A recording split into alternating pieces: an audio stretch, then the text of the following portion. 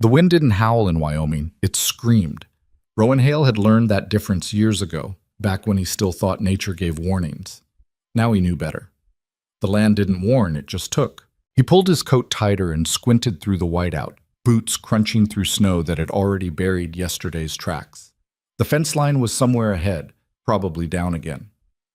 Third time this week. He should have fixed it proper last spring, but spring had come and gone while he was drunk, and now winter was making him pay for it. 53 years old, alone on 200 acres of frozen nothing. This was the life he'd earned. The cattle were somewhere west, huddled and stupid, waiting for him to do something about the storm they were too dumb to escape. He'd lost count of how many seasons he'd done this, dragged himself through killing cold to save animals that would be dead in a year anyway, butchered and wrapped and sold to people who'd never know his name. His father used to say ranching was honest work. His father had also drunk himself to death by 47, so Rowan didn't put much stock in the old man's philosophy. The fence post emerged from the snow like a broken tooth. Down. Of course it was down. Rowan knelt, his knees popping loud enough to hear over the wind, and started working the wire free from the ice. His hands were numb even through the gloves. Another hour of this, and he'd lose feeling in his fingers for a day. 2 hours, and he might lose the fingers. He was weighing his options when he saw it. A shape, dark against the white, wrong. Rowan stood slowly, wire falling from his hands. The wind was pushing so hard he had to lean into it, eyes watering, but the shape didn't move. Didn't shift, just lay there like a stain on fresh canvas. Not a cow, too small. Not a wolf. Wrong outline. He started walking before his brain caught up with his legs. 20 feet away, he knew. 10 feet away, he was sure. By the time he reached her, he was already doing the math on how long she'd been out here and what that meant for her chances. A woman. Face down in the snow, one arm stretched out like she'd been crawling. Dark hair frozen stiff. Heavy wool dress caked with ice. No coat, no hat, no gloves. Jesus, Rowan muttered and dropped to his knees beside her. He grabbed her shoulder and turned her over. Her face was pale. Not winter pale, but corpse pale. Blue lips. Ice crystals in her eyelashes. He pressed 2 fingers to her throat, his own hand shaking so bad he almost couldn't feel anything. Then, there. Faint. Slow. A pulse that had no right to still be there. Hey. His voice came out rough, unused to talking. Hey, can you hear me? Nothing. Her eyes didn't even flutter. Rowan looked around like there might be answers in the storm. There weren't, just white and wind and cold that would kill them both if he stood here thinking too long. He got his arms under her and lifted. She was lighter than she should have been, too light. The dress was soaked through, heavy with ice, but under it there was almost nothing to her. He turned toward home and started walking. The ranch house was a half-mile back. Might as well have been 10. His shoulders were burning after the first 100 yards. After 200, his thighs were cramping. At 300, he had to stop and readjust her weight, his breath coming in gasps that froze on his beard. She didn't move, didn't make a sound. He kept walking. The house appeared through the snow like a miracle he didn't believe in, low and dark, windows black, the porch sagging on one side where he still hadn't fixed the support beam. It looked like what it was, a place where someone had given up. Rowan kicked the door open and stumbled inside, nearly dropping her. The house was barely warmer than outside. He'd let the fire die before he left. Stupid. He was getting stupid in his old age. He carried her to the couch, an old thing his ex-wife had left behind, stained and sunken, and laid her down as gently as his shaking arms would allow. Then he moved fast, the way you move when you're trying not to think about what happens if you fail. Fire first. He had kindling laid from yesterday, and the match caught on the second strike. He fed it larger pieces, then logs, until the flames were high enough to matter. Then back to her. Her dress was frozen solid in places. He pulled at it, trying to get the wet fabric away from her skin, but it wouldn't budge. The ice had locked it in place. "Come on," he muttered, yanking harder. Her eyes snapped open. Rowan jerked back, startled. For a second they just stared at each other, him kneeling beside the couch, her flat on her back with ice melting into the cushions. Her eyes were gray, light gray, like morning fog, and terrified. "You're safe," Rowan said quickly, hands up. "You're inside. You were freezing out there." She tried to sit up and gasped, face twisting in pain. Her hand went to her side, clutching at something he couldn't see under the dress. "Don't move," Rowan said. "You're hurt. Just stay still." She didn't listen. She pushed herself up anyway, shaking so hard her teeth rattled, and swung her legs off the couch. Her feet hit the floor and she tried to stand. Her knees buckled immediately. Rowan caught her before she hit the ground, and she let out a sound, small and broken, that made something twist in his chest. "Easy," he said. "I've got you. Just sit back down, please." For a moment she resisted, her whole body rigid.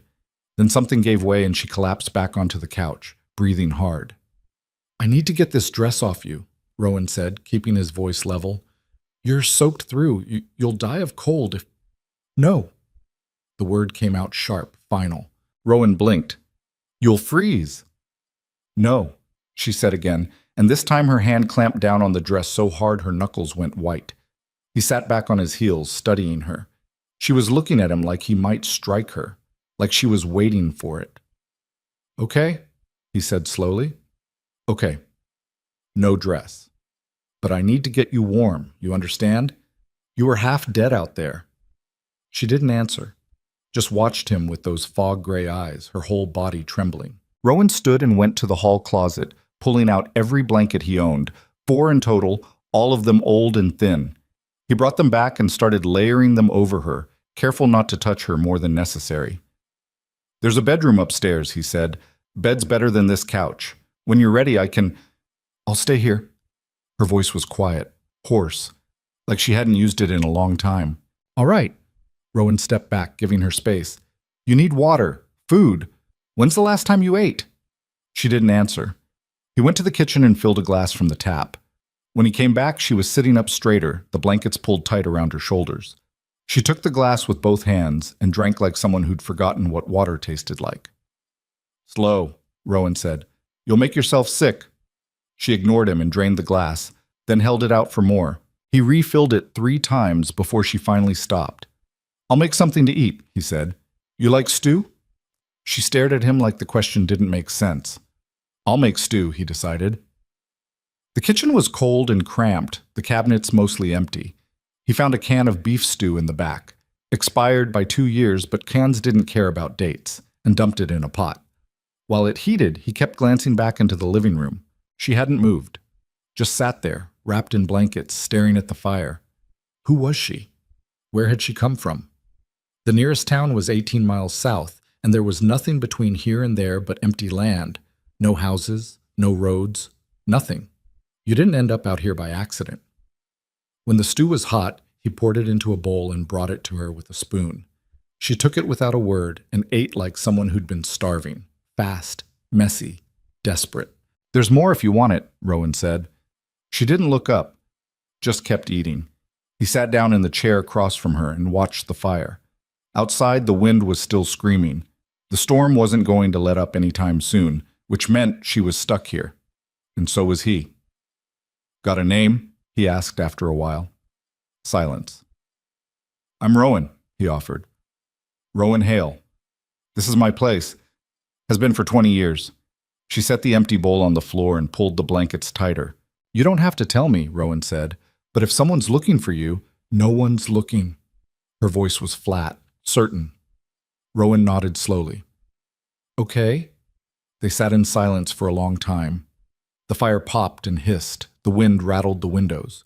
Rowan's mind was working through logistics, how long the storm would last, whether he had enough food for 2, what he was supposed to do with a half-frozen stranger who wouldn't even tell him her name.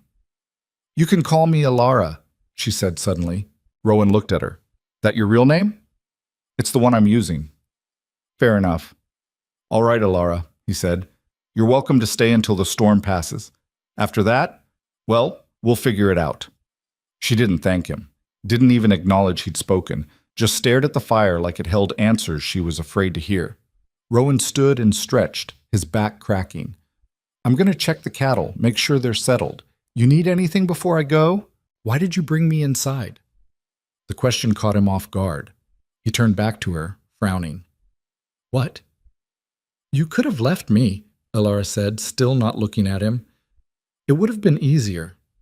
Rowan didn't have a good answer for that. Truth was, he'd thought about it. For half a second, standing there in the snow, he'd thought about how much simpler it would be to just walk away. Let the cold finish what it started. One less problem. But he hadn't. "I'm not in the business of letting people die," he said finally. "Most people are." There was something in her voice, not bitterness exactly, just fact, like she was reporting the weather. "Yeah, well," Rowan said, "I'm not most people." He left before she could argue. But bounce. The days that followed developed a rhythm. Rowan woke before dawn, fed the fire, made coffee. Alara would already be awake, sitting on the couch in the same position he'd left her the night before, like she hadn't moved at all. Maybe she hadn't. He'd offer her breakfast. She'd eat in silence. He'd go out to tend the cattle, fix whatever the cold had broken overnight. When he came back, she'd be in a different spot, the chair by the window or standing near the fire, but still silent, still wrapped in those blankets, still wearing that damn dress. He tried asking questions at first. "Where are you from? How'd you end up out here? You got family somewhere?" She never answered. After the third day, he stopped asking. Instead, they existed in parallel. Two people in the same small house, orbiting each other like planets that never quite touched. Rowan had lived alone for 6 years. He'd gotten used to the silence, even learned to like it. But this was different. This silence had weight to it. It pressed down on the house like the snow pressed down on the roof. On the fourth night, he woke to a sound. At first he thought it was the wind. Then he realized it was coming from inside. He got up and crept downstairs. The living room was dark except for the dying fire. Alara was on the couch, curled into a ball, making a noise he'd never heard another person make, small and desperate, like an animal caught in a trap. "Hey," Rowan said softly, staying near the stairs. "You okay?" She didn't answer, didn't even seem to hear him. He moved closer. Her eyes were open, but she wasn't seeing the room. She was somewhere else. Somewhere bad. "Alara," he said, louder this time. She flinched so hard she nearly fell off the couch. "It's just me," Rowan said quickly, hands up. I think you were having a nightmare." She stared at him, breathing hard, and for a moment he thought she might run. Then she seemed to remember where she was. Her shoulders dropped, her hands unclenched. "Sorry," she whispered. "Don't be." He went to the fire and added a log, giving her space to collect herself. "Happens to me too sometimes," he said, not looking at her. "Dreams, bad ones. Used to be worse." "What do you dream about?" The question surprised him. It was the first time she'd asked him anything. "My wife," he said. "Ex-wife. And the things I did that made her leave." He could feel Alara watching him. "You miss her?" Rowan thought about that. "I miss who I was when she was here. Or who I thought I was. Turns out I was wrong about that. People usually are." He looked at her then.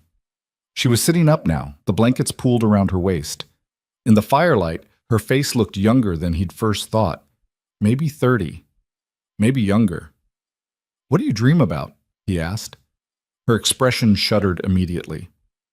"Nothing I want to talk about." "Fair enough." He started to head back upstairs, then stopped. "If you need anything," he said, "I'm right up there. Just yell." "I won't yell." "Why not?" She pulled the blankets back up around her shoulders. "Because yelling makes them find you faster." Rowan wanted to ask who them was. He didn't. He went back to bed and stared at the ceiling until morning. He did. On the 7th day, the storm finally broke. Rowan stood on the porch, coffee in hand, watching the sun rise over land that looked like it had been scrubbed clean. The snow had stopped. The wind had died. Everything was still and white and perfect. He hated it. Perfect never lasted. Perfect was just the breath before everything went to hell again. Behind him, the door creaked open. He didn't turn around. "It's clear," Alara said quietly. "Yeah. I should go." Now he turned. She was standing in the doorway, still in that dress, still wrapped in his blankets. She looked stronger than she had a week ago. The color had come back to her face, but her eyes were the same, watchful, wary, waiting for the blow. "Where?" Rowan asked. "Does it matter?" "It does if you're walking. Nearest town is 18 miles. You won't make it in those clothes." "I'll manage." "You'll die." She met his eyes then, and he saw something in them that made his chest tighten. She wasn't afraid of dying. She was afraid of something worse. "What are you running from?" he asked. "Everything." "That's not an answer." "It's the only one I have." Rowan set his coffee down on the porch rail and crossed his arms. He was a big man, 6'3", 200 pounds of muscle gone soft around the edges. He knew how to use his size to intimidate when he needed to. He was good at it, but right now he made himself small, leaned back, gave her space. "You can stay," he said. "Long as you need. No questions, no expectations. Just stay." "Why?" "Because walking out there is suicide, and I'm not going to watch you do it." "You don't know me." "Don't have to." She stared at him for a long moment, and he could see her working through it, weighing her options, calculating her odds. Finally, she pulled the blankets tighter and nodded once. "One more day," she said. "One more day," Rowan agreed, but they both knew it was a lie. One day became 3. 3 became a week. The week stretched into 2. Alara didn't talk much, but she started helping. Small things at first: washing dishes, folding blankets, sweeping the floor. Rowan didn't ask her to, she just did it. He tried to give her space, but the house was small, and space was a luxury neither of them could afford. They developed an unspoken choreography. He went left, she went right. He sat in the chair, she took the couch. When he cooked, she stayed in the living room. When she came to the kitchen, he found somewhere else to be. It worked. Mostly. Until the day he found her trying to reach the top shelf in the kitchen and instinctively moved to help. His hand brushed her shoulder, barely, just enough to steady her, and she spun around so fast she knocked over a glass. It shattered on the floor between them. "Don't," she said, her voice sharp and small at the same time. Rowan stepped back immediately, hands up. I was just trying to help." She was shaking, full-body tremors that she couldn't hide. "I'm sorry," he said. "I should have asked first." She didn't answer, just stood there breathing hard, staring at the broken glass like it might come to life and attack her. Rowan knelt slowly and started picking up the pieces. After a moment, Alara knelt too, her hand still shaking as she reached for a shard. "I'm not going to hurt you," Rowan said quietly. "I know." "Do you?" She looked at him then, and he saw the truth in her eyes. She didn't know. She wanted to believe it, but she didn't know. "I'll try to remember," she said finally. "About the touching. I'll try." "You don't have to try. I'll ask. Before. Always." She nodded and went back to picking up glass. They cleaned up the mess in silence. When they were done, Alara went back to the couch and Rowan went outside to chop wood he didn't need. He swung the axe hard enough to split the logs clean through, over and over, until his shoulders burned and his hands ached. But it didn't help. He kept seeing the look on her face when he touched her, the fear. Someone had hurt her, bad enough that a simple touch sent her spinning into panic. And whoever it was, they were the reason she'd been dying in the snow. Rowan brought the axe down one more time, burying it in the stump. He didn't know who they were, but he was starting to think he hated them anyway. But 3 weeks in, Alara started talking. Not a lot, just small things, comments about the weather, questions about the ranch. Once, she even almost smiled when he told a story about a cow that had gotten stuck in a fence and taken half the fence with her when she finally broke free. It felt like progress. It felt like maybe she was starting to believe she was safe here. Then one night, she asked the question that changed everything. They were sitting by the fire, him in the chair, her on the couch, when she said, "Do you believe people can be owned?" Rowan looked up from the book he wasn't really reading. "What?" "Owned," she repeated. "Like property. Do you think that's possible?" "You mean like slavery?" "I mean like anything.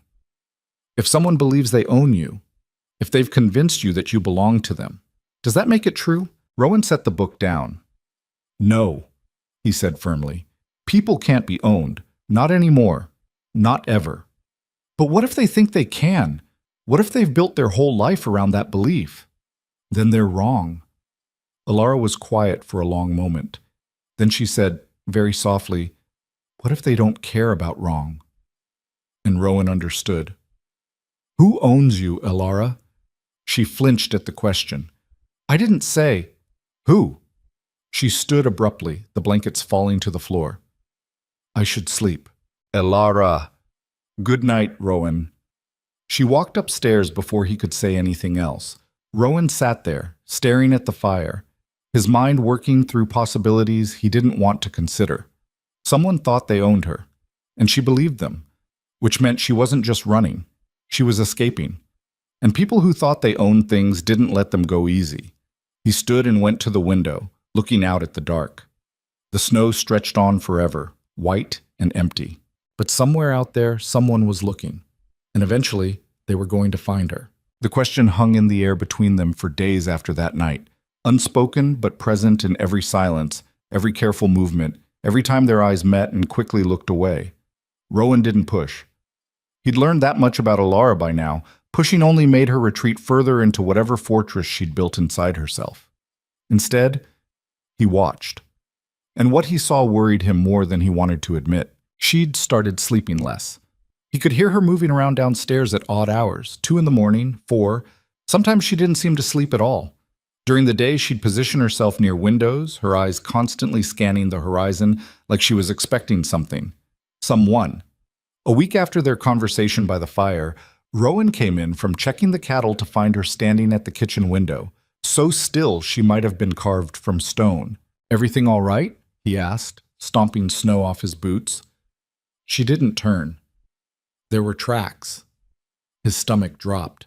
What kind of tracks? I don't know. They're gone now. The wind covered them. Rowan moved to the window and looked out. Fresh snow had fallen overnight, smooth and unmarked except for his own path to the barn. Where? Near the tree line. East side. She pointed with one finger, not taking her eyes off the landscape. They were there this morning. I saw them from upstairs. Could have been deer. Elk, maybe. Maybe.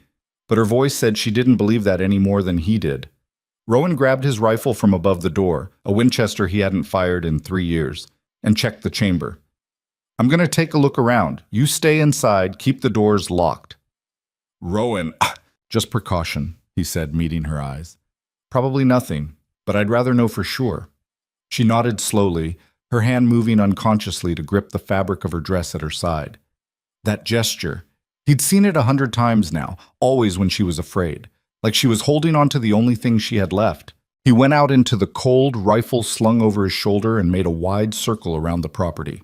The snow was fresh enough that any tracks would show clear, but there was nothing, just wind-sculpted drifts and the distant line of trees standing black against white. Still, the back of his neck prickled the whole time, the feeling of being watched. When he got back to the house, Elara was exactly where he'd left her, staring out the window. Nothing, he said, setting the rifle back in its place. If there was something, it's long gone now. Okay. Elara, if there's something you need to tell me, there's nothing to tell. But the way she said it, flat and rehearsed, told him everything he needed to know. She was lying, not to him exactly, to herself maybe, or trying to. That night, he slept with the rifle next to his bed. The next morning brought new snow and no tracks. The morning after that, the same. By the 4th day, even Elara seemed to relax slightly, though she still checked the windows more often than any person should need to. Rowan tried to establish some kind of normalcy. He taught her how to feed the cattle, showed her which fence posts were weak, explained the difference between the cows that would let you walk right up to them and the ones that would kick your teeth in if you got too close. She listened to everything, absorbed it like she was filing it away for later use, and she asked questions, good ones, practical ones. How long could cattle survive without food? What happens if the well freezes? Where's the nearest hospital? That last one stuck with him. 32 miles south, he said. Place called Mercy General. Why? She shrugged. Just seems like something a person should know. You planning on needing a hospital? I'm planning on knowing where one is. Fair enough. It was during one of these teaching sessions, out by the barn while he showed her how to properly stack hay bales, that she finally spoke about herself. Not much. Just enough to crack the door open. I grew up on a farm, she said suddenly, lifting a bale with surprising strength. Smaller than this. Chickens mostly. Some goats. Rowan tried to keep his voice casual. Yeah? Where at? Montana, outside Billings. She positioned the bale and reached for another. My father raised me. My mother died when I was young. Cancer. I'm sorry. Don't be. I barely remember her. She paused, staring at the hay in her hands. He remarried when I was 12. Woman named Catherine. She was fine. Distant, but fine. Rowan waited. He could feel there was more. He died when I was 19, Elara continued, her voice going quieter. Heart attack. Just dropped dead in the middle of dinner. Catherine sold the farm 6 months later and moved to Seattle. I haven't talked to her since. So you were on your own at 19. I've been on my own a lot longer than that. She lifted another bale, and Rowan noticed the way she moved. Efficient, controlled, like someone who'd learned to make herself small and useful. Someone who'd learned that being noticed was dangerous.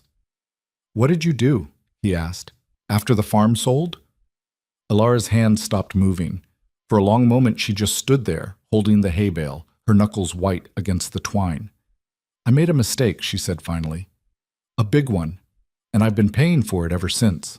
What kind of mistake? She set the bale down and turned to face him. Her eyes were hard, but there was something breaking underneath. The kind you don't get to come back from. Before he could respond, she walked out of the barn and back toward the house, leaving him standing there with half the hay unstacked and 100 new questions burning in his mind. That night he made dinner, canned chili and cornbread from a mix, and they ate in silence.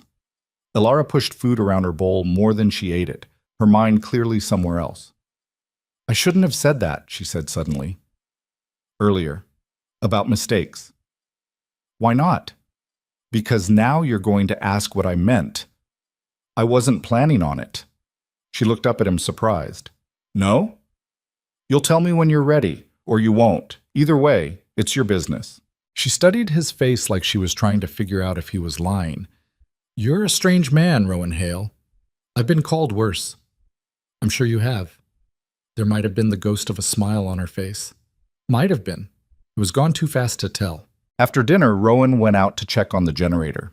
They were due for more snow overnight, and the last thing he needed was to lose power in the middle of a storm. He was elbow deep in the engine compartment when he heard the screen door slam. Elara came around the corner of the house, wrapped in one of his old coats that was 3 sizes too big for her. Need help? Depends. You know anything about generators? Not a thing. Then no, but you can keep me company if you want. She leaned against the side of the house and watched him work. The sun was setting, painting the snow in shades of pink and gold that would have been beautiful if you didn't know how fast that beauty would turn to killing cold. Can I ask you something? Elara said after a while. Sure. Why do you live out here? Alone like this? Rowan didn't look up from the generator. Same reason you're running, I guess. Seems safer than the alternative. Which was? Staying married to someone I'd hurt too many times to count. He straightened up and wiped grease off his hands with a rag. I was a drunk, functional mostly, but a drunk all the same. Karen, my wife, she put up with it for 8 years. Kept thinking I'd change. I kept promising I would. And then one day she stopped believing me and packed her bags. Did you try to stop her? No, I helped her load the truck. He tossed the rag aside. She deserved better than what I was giving her. Still does. Last I heard, she remarried. Some accountant from Cheyenne. Has 2 kids now. Do you still drink? Not in 6 years. Why'd you stop? Rowan looked out at the horizon, at the endless white that had become his whole world. Because she left, and suddenly there was no one here to pretend for, no one to lie to but myself. And I got tired of that lie. Elara was quiet for a long moment. Then she said, I don't think you were as bad as you think you were. You didn't know me then. I know you now. And the man who carried a dying stranger out of a blizzard doesn't sound like someone who's all bad. People are complicated, Rowan said. We're all bad and good at the same time. The trick is figuring out which one wins on any given day. And which one is winning today? He looked at her then, really looked at her. She'd gained weight since she'd been here, not much, but enough that her face didn't look quite so hollow. Her hair had thawed and dried, falling in dark waves past her shoulders. She was younger than he'd thought. Maybe 28, maybe 30. Hard to tell when someone's face had been carved by fear. Today I'm trying to fix a generator before we freeze to death, he said. So I guess we'll see. She almost smiled again. Almost.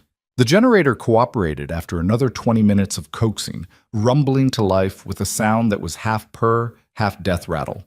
Rowan made a mental note to replace the damn thing next spring, assuming he made it to next spring, assuming the world didn't end between now and then.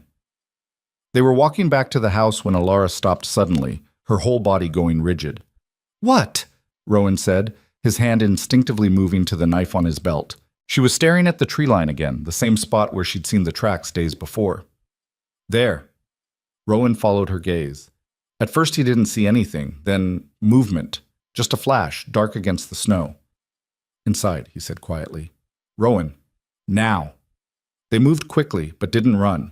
Running triggered predator instincts, and whatever was out there, Rowan wasn't ready to confirm if it was predator or prey. They got inside and he locked the door, then went straight for the rifle. "Could be an elk," he said, checking the chamber again. "Could be a wolf. Could be nothing." "It's not nothing." He looked at her. She was standing in the middle of the living room, her hands clenched into fists at her sides, her whole body shaking. Not from cold, from terror. "Alara, what aren't you telling me?" "I can't." "Yes, you can.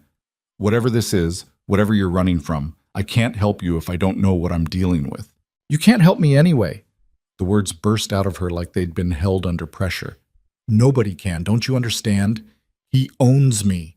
He owns me, and he's not going to stop until he finds me. And when he does—" She cut herself off, pressing her hands over her mouth like she could stuff the words back in. Rowan set the rifle down carefully and took a step toward her, then stopped, remembering. "Can I come closer?" She nodded, her hands still over her mouth. He closed the distance between them slowly, like he was approaching a spooked horse. When he was close enough, he lowered his voice and said, "Who owns you?" "I can't say his name." "Why not?" "Because saying it makes it real." "It's already real, Alara. It's out there in the snow watching this house. So you can either tell me what I'm up against, or I can go out there blind and probably get myself killed. Your choice." She dropped her hands. Her face was pale, her eyes wet, but no tears falling. "His name is Dr. Marcus Venn." The name meant nothing to Rowan, but the way she said it, like it tasted like poison, told him everything he needed to know about the man. "Doctor," Rowan repeated. "Medical doctor?" "He calls himself that. He has degrees, credentials. A practice in Great Falls where he sees patients and plays the part of a respected professional." Her voice was shaking now, words tumbling out faster. "But that's not what he is. That's not what he does." "What does he do?" Alara walked to the window and looked out, her arms wrapped around herself. "He collects women. That's what he calls it. Collecting. Like we're things, objects. He finds women who have nowhere to go, no one looking for them, and he offers them help. A place to stay, medical care, safety. And then he makes sure they can't leave." She turned to face him. "He has a compound, north of Great Falls, hidden in the mountains. Looks like a wellness retreat from the outside, all glass and modern architecture and beautiful views. But underneath, there are rooms, locked rooms, and that's where he keeps us." Rowan felt something cold settle in his stomach. "How many?" "I don't know. I only saw 6 others while I was there, but I heard him talking once on the phone. He mentioned numbers. Inventory, he called it. 20, maybe more." "For how long? How long were you there?" Alara's laugh was bitter and broken. 3 years, 4 months, 18 days.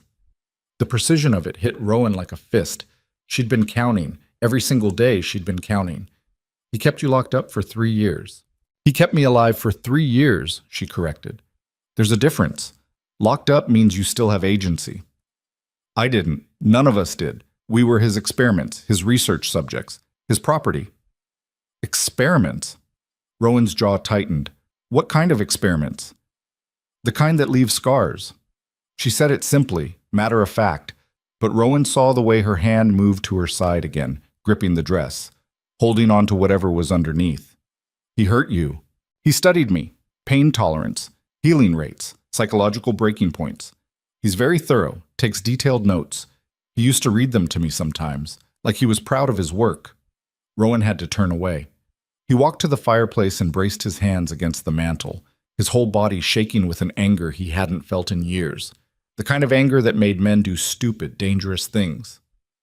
"How did you get out?" he asked when he trusted his voice. "There was a fire, small one, in the kitchen. Nothing serious, but it triggered the alarm system. The doors unlocked automatically, safety feature he'd overlooked. I was in the hallway when it happened. I didn't think, I just ran. And he's been looking for you ever since. He doesn't let his property go easily." Rowan turned back to face her. "You're not property." "Try telling him that." "I will. When he shows up, I'll tell him exactly that." Alara shook her head. "You don't understand. He's not just going to knock on the door and ask politely. He'll bring people. Men who do what he tells them without question. And they won't stop. They'll burn this place to the ground if they have to. Let them try." "Rowan, you can't." "I can, and I will." He picked up the rifle again. "You're under my roof now. That makes you my responsibility. And I don't give up my responsibilities easy." "This is insane. You don't owe me anything." "Maybe not. But I'm doing it anyway." They stared at each other across the room, two stubborn people refusing to back down. Finally, Alara broke the silence. "Why?" "Because someone should have done it 3 years ago. Someone should have stopped him before he ever laid hands on you. And since they didn't, I guess it falls to me." "You're going to get yourself killed." "Probably." Rowan checked the rifle's sight. "But at least I'll die doing something that matters." The look on her face was complicated, gratitude and terror, and something else he couldn't quite name. Then she crossed the room and did something he never expected. She hugged him. It was brief, awkward, her whole body stiff like she'd forgotten how. But she did it, and when she stepped back there were tears on her face. "Thank you," she whispered. Rowan nodded, not trusting himself to speak. That night, neither of them slept. Rowan sat in the chair by the window, rifle across his lap, watching the tree line. Alara sat on the couch, wrapped in blankets, watching him. "Tell me about her," she said after midnight. "Your wife." "Why?" "Because if we're going to die tomorrow, I'd like to know something real about you first." Rowan was quiet for a long moment. Then he started talking. "Her name was Karen Mitchell before she married me. Grew up in Laramie, daughter of a Methodist preacher. Came to Wyoming to teach school. I met her at a bar. Ironic, considering, and spent 6 months working up the courage to ask her out." "What was she like?" "Patient, too patient, probably. She believed people could change if they wanted to badly enough. Believed in second chances, third chances. Hell, she gave me chances I didn't deserve." "Did you love her?" "More than I knew how to show." That was the problem. I loved her, but I loved the bottle more. And eventually she figured that out. "Do you regret it?" "Every day." Alara pulled the blankets tighter. "I was engaged once, before Ven. His name was Thomas. He was a mechanic, good with his hands, terrible with words. He proposed at a rest stop outside Billings, gave me a ring he'd bought at a pawn shop." "What happened?" "I said yes. We were going to get married in the spring, but then my father died, and Catherine sold the farm, and I had nowhere to go. Thomas offered to help, but his family was struggling too. I didn't want to be a burden, so I left." "Where'd you go?" "Great Falls. I'd heard there were jobs in the city. I thought I could make it on my own." She laughed, but there was no humor in it. "I lasted 3 weeks before I ran out of money. That's when I met Dr. Van." "How?" "He found me at a shelter. Showed up one day offering free medical exams, said he was doing community outreach. I had a cough that wouldn't quit, so I let him check me out. He was kind, professional, told me I needed medication but couldn't afford it on my own. Then he offered me a job at the compound. He called it a research facility. Said he was studying long-term health outcomes in controlled environments, offered room, board, and a stipend. It sounded too good to be true." "It was." "Yeah." Alara's voice went flat. "By the time I figured that out, the doors were already locked." They sat in silence after that, watching the snow fall outside. Rowan kept his eyes on the tree line, but nothing moved. Whatever had been out there earlier was either gone or waiting. Around 3 in the morning, Alara spoke again. "He branded me." Rowan's head snapped toward her. "What?" "Ven. He brands his property. Says it's to ensure we don't forget who we belong to." Her hand moved to her side again. "It's under the dress." on my ribs.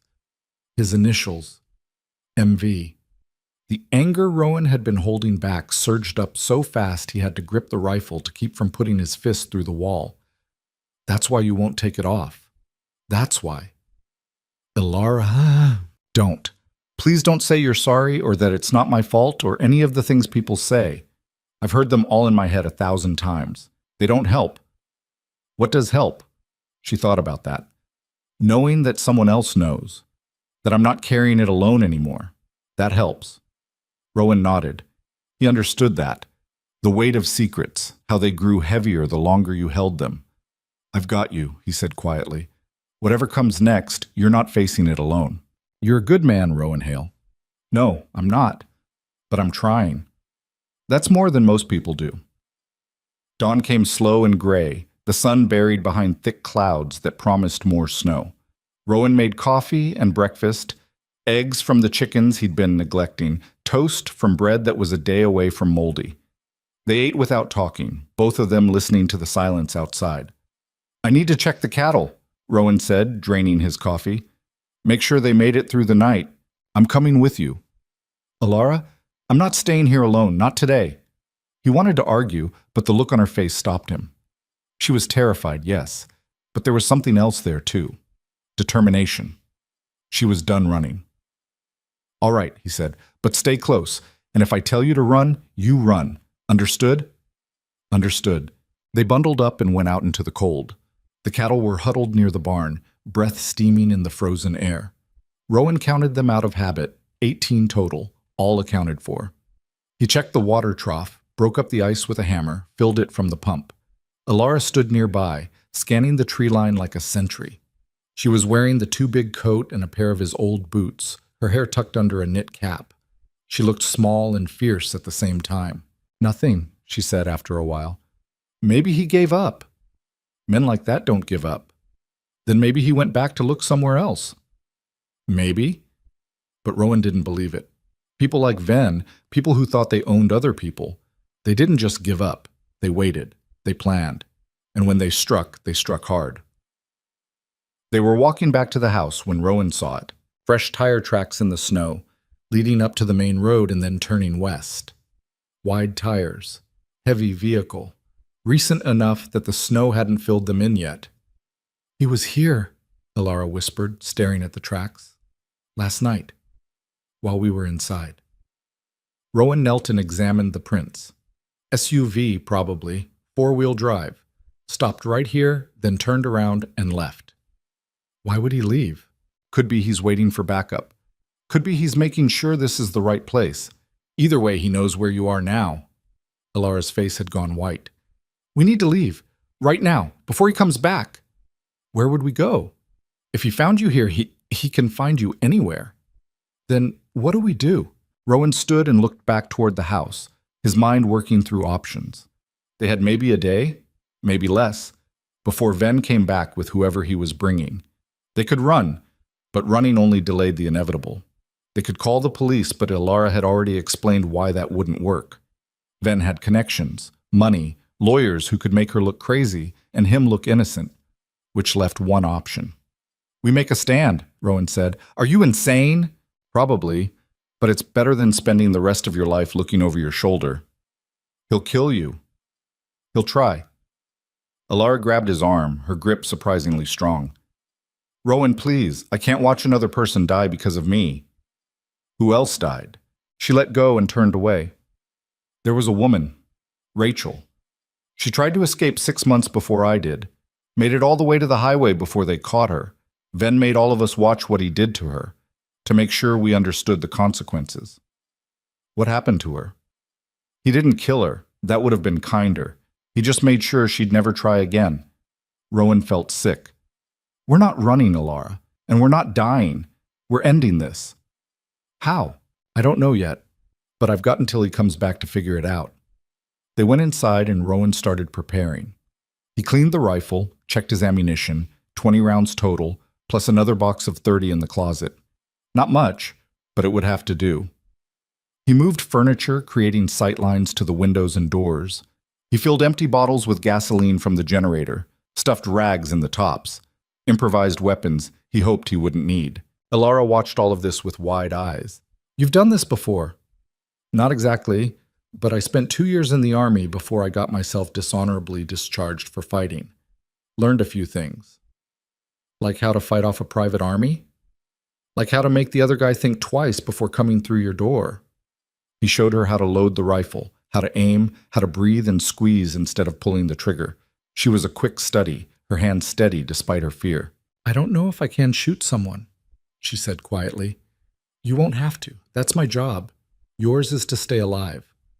And if you go down, then you run like hell and don't look back." She shook her head. "I'm not leaving you, Ilara. I already left one good man behind. I'm not doing it again." There was no arguing with that tone. Rowan knew it because he'd used it himself plenty of times. The tone that said the decision was made and nothing would change it. "All right," he said. "Then we stick together, no matter what." "No matter what," she agreed. They spent the rest of the day fortifying the house as best they could. Rowan boarded up the downstairs windows, leaving small gaps to see and shoot through. He moved his truck to block the driveway, making it harder for vehicles to approach. He set up tripwires in the snow, just fishing line tied to empty cans filled with pebbles. Primitive, but they'd make noise. Ilara worked beside him, never complaining, never slowing down. She was stronger than she looked, stronger than she probably knew. As the sun started to set, they stood on the porch and looked out at the work they'd done. The house looked like a fortress now, or a trap, hard to tell which. "You really think this will work?" Ilara asked. "I think we're about to find out." That night they waited. Rowan took first watch, sitting in the dark with the rifle across his lap. Ilara tried to sleep on the couch but gave up after an hour and joined him by the window. "Tell me about Thomas," Rowan said quietly. "Your fiancé. What was he like?" Ilara smiled, a real smile this time, sad but genuine. "He was quiet. Spent more time with engines than people. But when he talked, it mattered. He didn't waste words." "You loved him." "I did. Still do, in a way, even though I haven't seen him in 4 years." "You think he's still in Billings?" "I don't know. I hope so. I hope he found someone better than me, someone who didn't run away." "You didn't run away. You survived." She looked at him. "Is there a difference?" "Yeah. Running away is giving up. Surviving is fighting to see another day. You fought. You're still fighting." Ilara leaned her head against the wall. "I'm tired of fighting." "I know. But you're good at it. That counts for something." They sat in comfortable silence after that, watching the snow and waiting for whatever came next. It came at dawn. The cans rattled first. Rowan was on his feet before the sound fully registered, rifle already in his hands. Ilara jerked awake on the couch, eyes wide and instantly alert in that way that told him she'd spent years learning to wake up ready to run. "How many?" she whispered. He moved to the window and peered through the gap in the boards. The sky was that flat gray color that came just before sunrise, light enough to see shapes but not details. 2 vehicles, dark SUVs, just like the tracks had suggested, parked at the end of the driveway where his truck blocked further access. 4 men that he could see, maybe more in the vehicles. "Enough," Rowan said quietly. The men weren't rushing. That's what struck him first.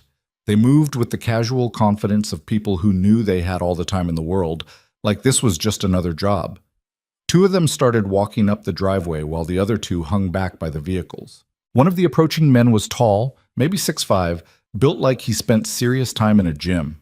The other was shorter, wiry, with the kind of economical movements that suggested military training. Both wore heavy coats and carried themselves like they were armed. "Is one of them Ven?" Rowan asked. Ilara moved beside him, careful to stay out of sight, and looked. Her whole body went rigid. "The one by the first SUV. Gray coat. That's him." Rowan shifted his angle and spotted the man she meant. Average height, maybe 50 years old, with silver hair and wire-rimmed glasses that caught the dim light. He stood with his hands in his pockets, watching his men approach the house like he was observing an experiment. Which, Rowan supposed, he probably was. "Stay away from the windows," Rowan said. "Get behind the couch. If shooting starts, you keep your head down." "What are you going to do?" "Talk first, shoot second." The 2 men reached the porch. The big one knocked, 3 solid thumps that shook the door in its frame. "Mr. Hale," a voice called out. Professional, polite, like they were selling insurance. "We know you're in there. We'd like to have a conversation." Rowan didn't answer. He moved to a position where he could see the door and kept the rifle trained on it. Another knock. "Mr. Hale, we're not here to cause trouble. We're just looking for someone. A young woman, dark hair, about 5'6". "She's sick, Mr. Hale. She needs medical attention. We're here to help her." "Lying piece of trash," Alara hissed from behind the couch. The voice continued. "We've been authorized to offer compensation for your trouble. $5,000, cash, if you just open the door and let us talk." Rowan stayed silent. Every instinct told him that opening that door would be the last mistake he ever made. A longer pause this time. Then the sound of footsteps on the porch, moving to the window. Rowan saw the big man's face appear at the gap in the boards, peering inside. Their eyes met. The man smiled. It wasn't a friendly smile. "He's armed," the man called back toward the vehicles. "Rifle. Looks like a Winchester." "Of course he is," a new voice answered. Ven's voice, smooth and cultured, with just a hint of amusement. "Mr. Hale is protecting his property. That's admirable. Very American." Ven started walking up the driveway, his hands still in his pockets, completely unconcerned about the rifle pointed in his general direction. The 2 men on the porch stepped aside to let him approach. He stopped at the bottom of the porch steps and tilted his head, studying the boarded windows like they were an interesting puzzle. "Mr. Hale," he said, "I'm Dr. Marcus Ven. I believe you have something that belongs to me." Rowan found his voice. "People don't belong to other people." "A noble sentiment. I don't disagree with the philosophy. But legally speaking, the young woman in your home signed a contract. A very detailed contract that grants me certain rights regarding her care and custody. I have the paperwork in my vehicle if you'd like to review it." "Contract signed under duress isn't worth the paper it's printed on." Ven smiled. "You're better educated than I expected, but duress is such a subjective term, don't you think? What one person considers coercion, another might view as simple persuasion. It would take years in court to determine the difference. Years that Miss Voss doesn't have." "Her name is Alara," Rowan said, "and she's not going anywhere with you." "I admire your conviction, truly, but you're out of your depth here, Mr. Hale. This isn't a situation you can solve with frontier justice and a hunting rifle. Watch me." Ven's smile widened. "You're planning to shoot me? Right now? In front of witnesses? My associates are filming this conversation, Mr. Hale. Everything you say and do is being recorded. If you pull that trigger, you won't be a hero. You'll be a murderer. And Miss Voss will end up exactly where she started. Except now she'll have your death on her conscience." Rowan's finger tensed on the trigger. Ven was right, and they both knew it. Shooting an unarmed man on your own property might fly in some situations, but not when the man had lawyers and money and a camera recording everything. "Smart man," Ven said, reading the hesitation. "Now, let's discuss this reasonably. I'm prepared to be generous, $10,000. That's enough to fix this ranch up, replace that generator I heard struggling last night, maybe even take a vacation. All you have to do is step aside. Go to hell." "I've been there, Mr. Hale. It's not as bad as people say." Ven took a step closer. 15,000. Final offer. "You could offer me $1 million. Answer's still no." Ven sighed like Rowan was a student who'd disappointed him. "Then we have a problem. Because I'm not leaving without my property. Which means you have 3 options. 1, you open that door and accept my generous offer. 2, you shoot me and spend the rest of your life in prison. 3, you barricade yourself inside and wait while my associates find more creative ways to extract Miss Voss." "There's a 4th option," Rowan said. "Oh? You leave now, and I don't put a bullet through your windshield." Ven actually laughed. "You're threatening property damage? How delightfully quaint." He turned to the big man on the porch. "Carter, show Mr. Hale what we think of his threats." Carter pulled something from his coat. Rowan tensed, expecting a gun, but it was just a radio. He spoke into it, 2 words. "Light it up." The man by the vehicles moved to the back of the second SUV and opened the rear door. A moment later, Rowan heard an engine start, different from a car engine, smaller, mechanical. A drone rose into the air, quadcopter style, with something hanging beneath it. "You've got 10 seconds to reconsider," Ven said pleasantly. "After that, we start with the barn." Rowan's stomach dropped. The barn was full of hay, dry hay. It would go up like a match. "You're insane," he said. "I'm practical. The barn, then the generator shed, then the house itself. I'll burn everything you own until you have no choice but to come out. Miss Voss is fireproof, Mr. Hale. Your home is not. There are cattle in that barn. Then I suggest you decide quickly. 10, 9, 8. Rowan's mind raced. He could shoot the drone. Maybe. It was moving, and he hadn't fired a rifle in 3 years, but he might get lucky. Except Ven would just send up another one, or his men would start shooting back, and Alara would be caught in the crossfire. 7, 6, 5. "Rowan," Alara's voice quiet but steady. "Let me go." "No." "He's going to burn it all anyway. At least this way you survive." I said no. 4, 3. "Please," Alara said. "I can't watch you lose everything because of me." 2. Rowan made a decision. It was probably stupid, probably going to get them both killed, but it was the only play he had left. He fired. The shot was deafening in the enclosed space. The window glass that was left shattered. Outside, the drone sparked and spun, one of its rotors destroyed, and crashed into the snow 20 feet from the barn. For a moment, everyone froze. Then Carter's hand went inside his coat and came out with a gun, a real one, matte black and professional. "Stand down!" Ven's voice cracked like a whip. Carter hesitated, gun half raised. "I said stand down. Nobody fires unless I give the order." Carter lowered the gun slowly, but his eyes never left the house. Ven looked at the ruined drone, then back at the house. When he spoke again, his voice had lost all its cultured pleasantness. "That was a mistake, Mr. Hale. You were the one making threats.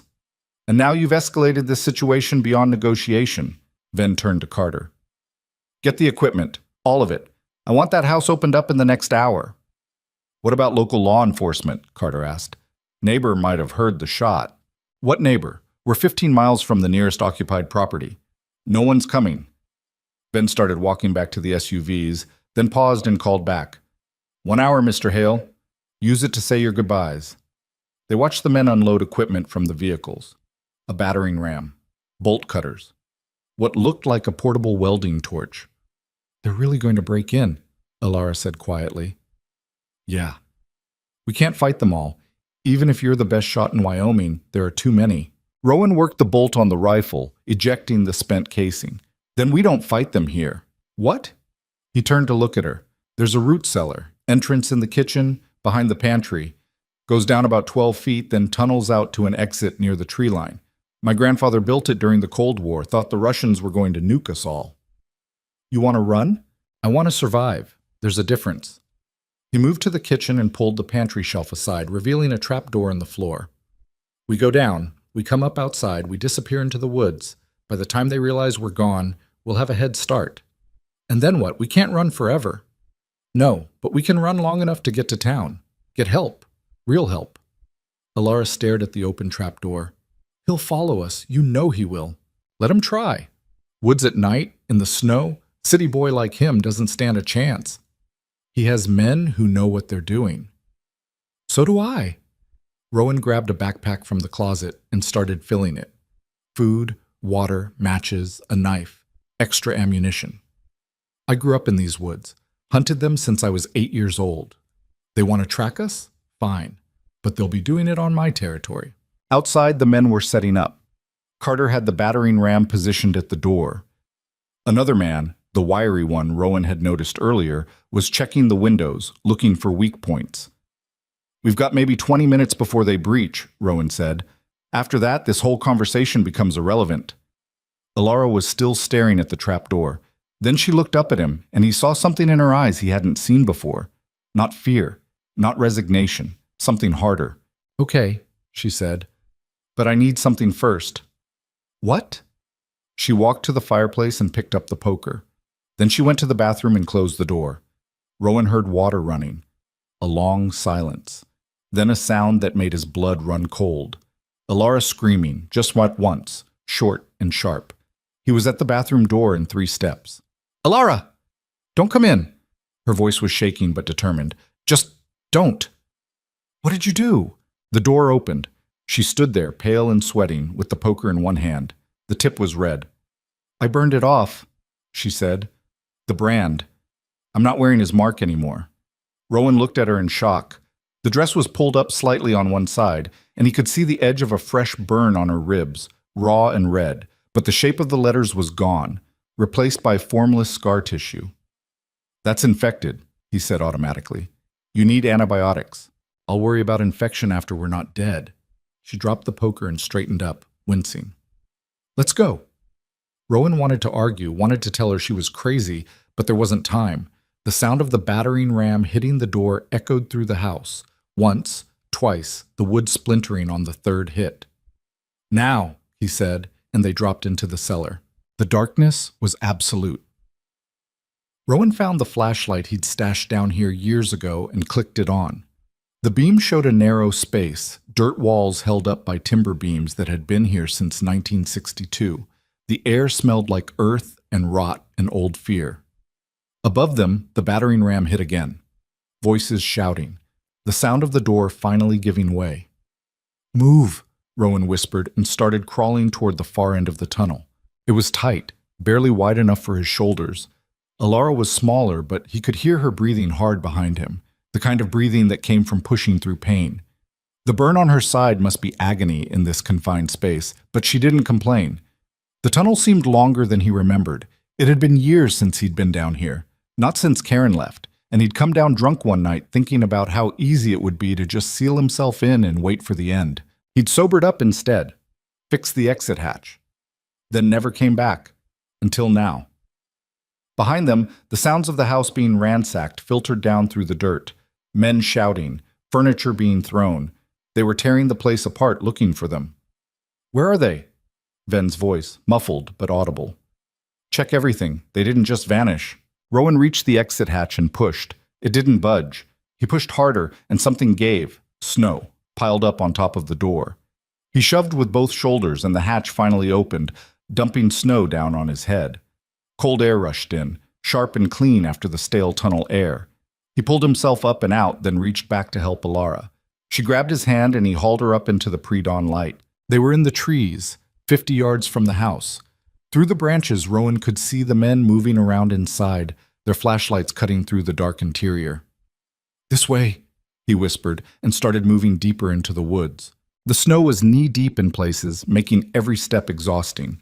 Alara struggled but kept up, one hand pressed against her side where the fresh burn must be screaming.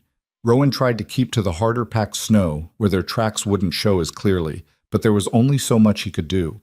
They were leaving a trail. And Ven's men would find it eventually. They'd been walking for maybe 15 minutes when Rowan heard the shout from behind them. "Tracks, northwest of the house. Move faster," Rowan said, no longer whispering. Speed mattered more than silence now. They crashed through the woods, branches whipping at their faces. Alara was falling behind, her breathing ragged. Rowan grabbed her hand and pulled her along, ignoring her gasp of pain. "Can't stop," he said. "Not yet. I know." Behind them, more voices, the sound of men running. They were being pursued by people who were younger and fitter and probably not carrying 3-year-old trauma in every step. Rowan's mind raced through the geography. They were heading northwest, which meant the creek was somewhere ahead. This time of year it would be frozen, but the ice might not hold. If they could cross it, and the ice broke under their pursuers, a gunshot cracked through the air. Bark exploded off a tree to Rowan's left. "They're shooting at us," Alara gasped. "Warning shots," Rowan said, though he wasn't sure he believed it. "They want you alive." "What about you?" "Let's not find out." The creek appeared ahead, a white slash through the trees, snow-covered ice reflecting the gray dawn. Rowan skidded down the bank and tested the ice with one foot. It creaked, but held. "Carefully," he said, starting across. "Spread your weight." They were halfway across when Alara's foot broke through. She went down to one knee, her leg plunging into the freezing water. "Help!" Rowan grabbed her arm and hauled her up. Her leg came free, soaked and already starting to freeze. They scrambled to the far bank and collapsed behind a fallen log. "Can you feel your toes?" Rowan asked. "No." "That's bad." "I know it's bad." She was shivering violently now, her teeth chattering. "What do we do?" Rowan looked back the way they'd come. He could see flashlights in the trees getting closer, maybe 5 minutes before they reached the creek. "We need to split up," he said. "What?" "No. Listen to me." He grabbed her shoulders, made her look at him. "You go west, follow the creek. About 2 miles down, there's an old hunting cabin. Doors usually unlocked. Get inside, start a fire, warm up that leg." "What about you?" "I'm going to lead them east, away from you. They'll catch you." "Maybe, but at least you'll be safe." "Rowan, I'm not leaving you to—" "This isn't a discussion." His voice came out harsher than he meant. He softened it. "You wanted to know why I brought you inside that first night? Why I didn't just leave you in the snow?" She nodded, still shivering. "Because everyone deserves a chance to be free, and you never got yours. So I'm giving it to you now. Take it, please." Tears were freezing on her face. "I don't want to be free without you." The words hit him harder than he expected. For a moment he just looked at her, this woman who'd been broken and branded and hunted, who had every reason to trust no one, who was somehow trusting him with her life. "West," he said quietly. 2 miles, hunting cabin. Wait for me there." "How long?" "As long as it takes." She grabbed his face with both hands and kissed him, quick and desperate and tasting like fear and salt and something that might have been goodbye. Then she was gone, limping west along the creek, one leg dragging slightly. Rowan watched her disappear into the trees. Then he stood up, made sure he was visible from across the creek, and started running east. The shout went up immediately. "There! East side!" Rowan crashed through the undergrowth, making as much noise as possible. He wanted them to follow, needed them to follow. Behind him, the ice on the creek groaned and cracked. Someone cursed. A splash. More cursing. At least one of them had gone through. Good. Rowan kept running. His lungs were burning and his legs felt like concrete, but he pushed harder. He'd been drunk and useless for years, but underneath all that, the rancher's muscle was still there. The body that had spent decades working this land. He could hear them behind him, 2, maybe 3 men. Younger than him, faster. But he knew these woods and they didn't. He led them east for another mile, then cut north, then west, then south, doubling back in a wide circle. He crossed his own tracks twice, trying to confuse the trail. Jumped from rock to rock where he could to avoid leaving prints. And slowly, the sounds of pursuit fell away. Either he'd lost them, or they'd given up. Or they'd figured out the trick and gone after Alara instead. That thought got him moving again, ignoring the pain in his chest and the burning in his legs. He turned west and started covering ground as fast as he could. The sun was fully up now, turning the snow into a blinding white that hurt to look at. Rowan's eyes watered. His hands were numb even inside his gloves. His beard was frozen solid with ice from his breath. But he kept moving. The hunting cabin appeared after what felt like hours, but was probably only one. It was exactly where he remembered. A small structure barely bigger than a shed, built from logs that had weathered to the color of old bone. A thin trail of smoke rose from the chimney. Alara had made it. Rowan approached carefully, watching for any sign that Ven's men had found it first. But the only tracks in the snow were Alara's, dragging and uneven but leading right to the door. He knocked. "It's me." The door flew open and Alara grabbed him, pulled him inside, hugged him so hard he could barely breathe. "I thought you were dead," she said into his chest. "I heard shots and I thought, I'm fine. I'm right here." He held her tight, feeling her shake against him. "You make it to the cabin, okay?" "Barely, my leg's not good." He looked down. She'd stripped off the wet boot and sock. Her foot was pale, almost blue in places. The early signs of frostbite.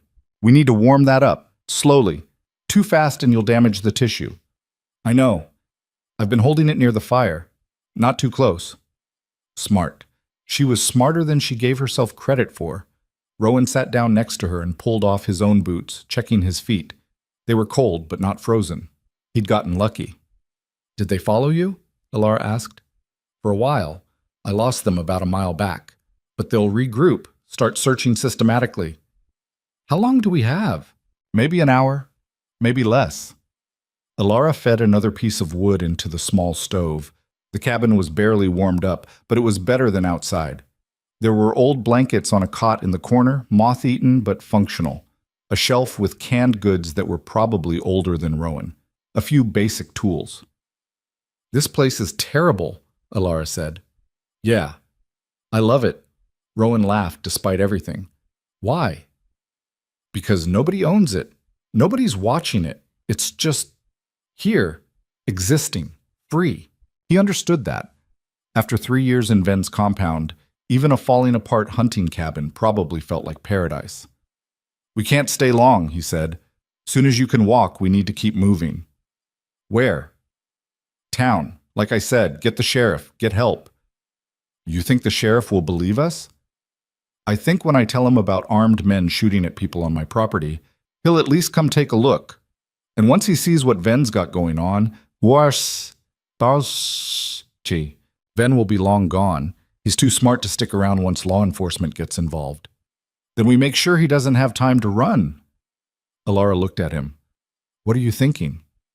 "I'm thinking about that compound you mentioned, the one north of Great Falls." "What about it?" "You said there are other women there, still locked up."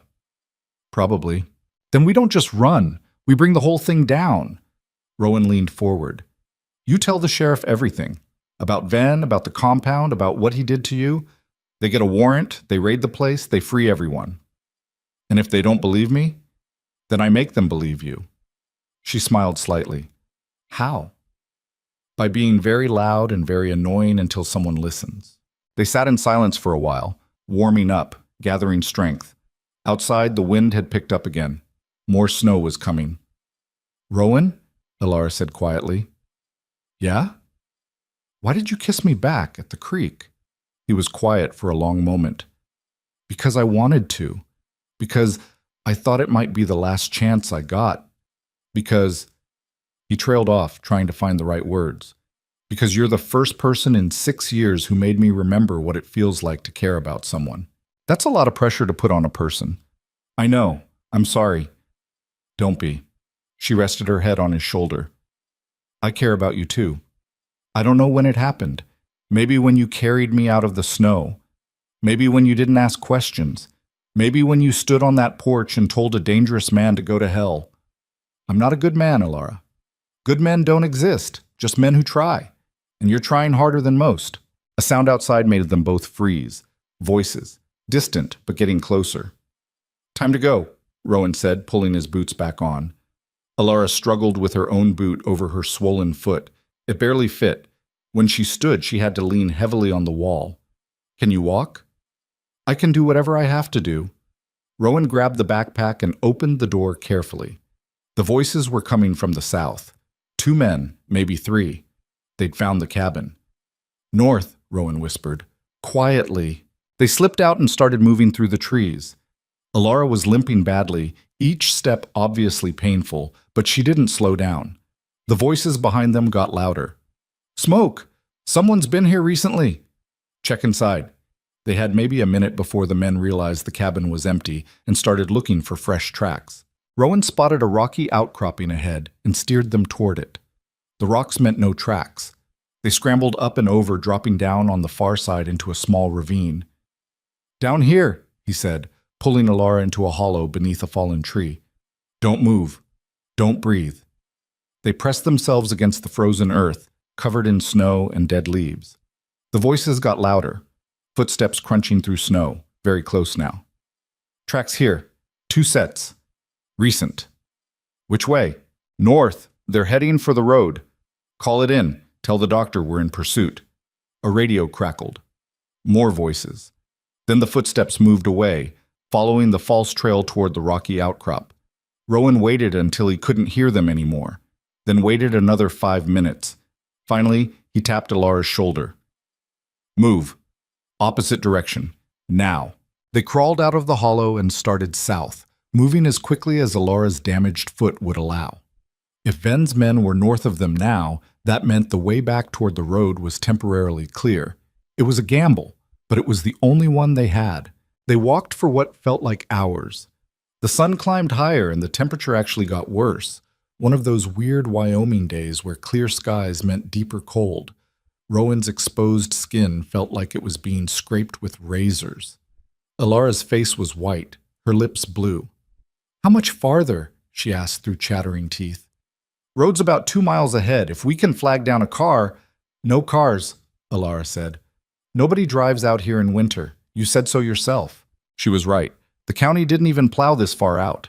Anyone local knew better than to risk it. Then we walk to town, Rowan said. 18 miles. We can make it. Rowan, I can barely make it 100 yards. Then I'll carry you. For 18 miles? If I have to. She stopped walking and grabbed his arm. Look at me. He turned. I can't do this, she said. My foot's ruined. I'm slowing you down. You need to go without me. No. Listen to me. You go. You get help. You bring it back. They'll find you before I get back. Maybe, but at least you'll be safe. I'm not leaving you. Why not? You don't owe me anything. Yes, I do. The words came out louder than he meant them. I owe you for making me remember what it feels like to be human, for giving me a reason to wake up that isn't just going through the motions, for trusting me when you had every reason not to. So no, I'm not leaving you. We do this together, or we don't do it at all. Alara's eyes filled with tears. You're going to get yourself killed. Probably. But I'd rather die trying to save you than live knowing I abandoned you. She wiped her eyes with the back of her hand. You're the most stubborn man I've ever met. I'll take that as a compliment. It wasn't. I know. They kept walking. The road appeared ahead, a narrow strip of snow-covered asphalt cutting through the wilderness. It looked like it hadn't seen traffic in weeks. Now what? Alara asked. Now we follow it toward town and hope we don't freeze before we get there. They'd barely made it 100 yards when they heard the sound of an engine behind them. Rowan turned and saw it coming up the road. One of the SUVs, four-wheel drive churning through the snow, coming fast. Run, he said. I can't. Then hide. He shoved her toward the tree line and turned to face the approaching vehicle, rifle raised. The SUV skidded to a stop 30 yards away. The driver's door opened. Ven stepped out, still wearing that gray coat, still looking calm and collected like this was all perfectly normal. Mr. Hale, he called out, let's end this peacefully. Where are your men? Still searching. They're very thorough, but I thought perhaps you and I could discuss this directly, adult to adult. Nothing to discuss. Alara's free. You lost. Ven smiled. Did I? She's got frostbite. You're exhausted. You're 18 miles from town with no vehicle and no shelter. Even if you make it, what then? You tell your story to some backwater sheriff who's going to want evidence you don't have? I've got evidence. I've got Alara. A traumatized woman who'll say anything? A woman with no documentation, no proof, no corroboration? Mr. Hale, you're smarter than this. You know how these things work. She accuses me of imprisonment. I show them the contract she signed. She claims abuse. My lawyers claim delusion. She points to her scars. I produce medical records showing treatment for self-harm. You're lying. Of course I'm lying, but I'm lying with documentation. That's the difference. Ven took a step closer. You can't win this. The system isn't built for people like you. It's built for people like me. Rowan kept the rifle trained on him. Stop walking. Or what? You'll shoot me? Ven spread his arms. Go ahead. Pull that trigger. Prove to Miss Voss that you're exactly the kind of violent man she's been running from her whole life. The words hit harder than they should have. Rowan's finger tensed on the trigger, and he saw Ven's smile widen. That's what I thought, Ven said. You're not a killer, Mr. Hale. You're just a sad, broken-down drunk playing hero because it gives your meaningless life some purpose. You don't know anything about me. I know enough. I know you drove your wife away.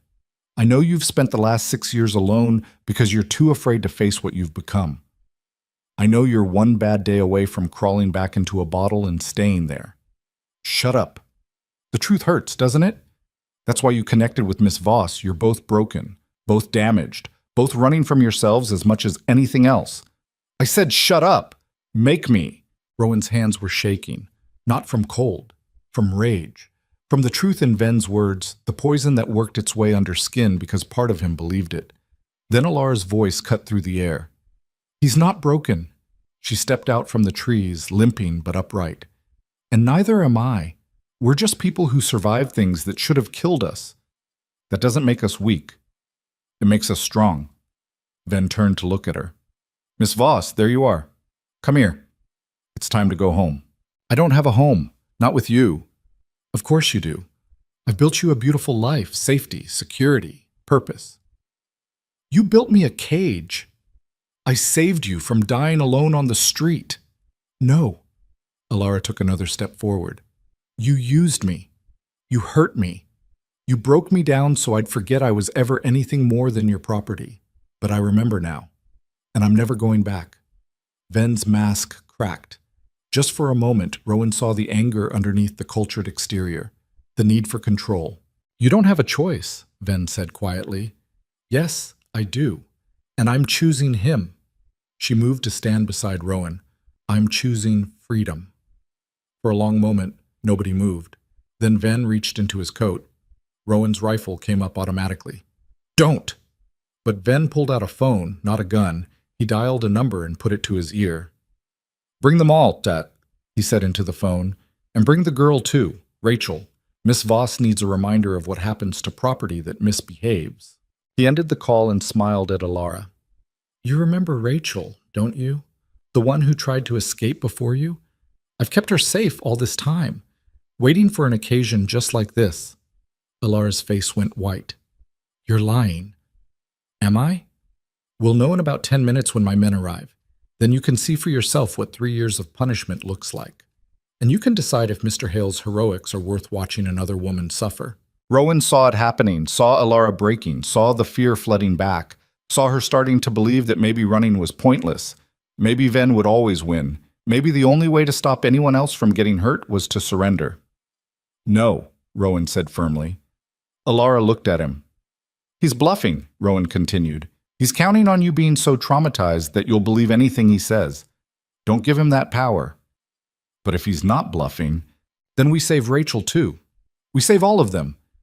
But we don't do it by giving up. Ven laughed. How inspiring. The broken drunk and the scarred experiment tilting at windmills. This would be touching if it wasn't so pathetic. That's when they heard the sirens. Distant at first, but getting closer. Multiple vehicles by the sound of it. Ven's expression changed. What did you do?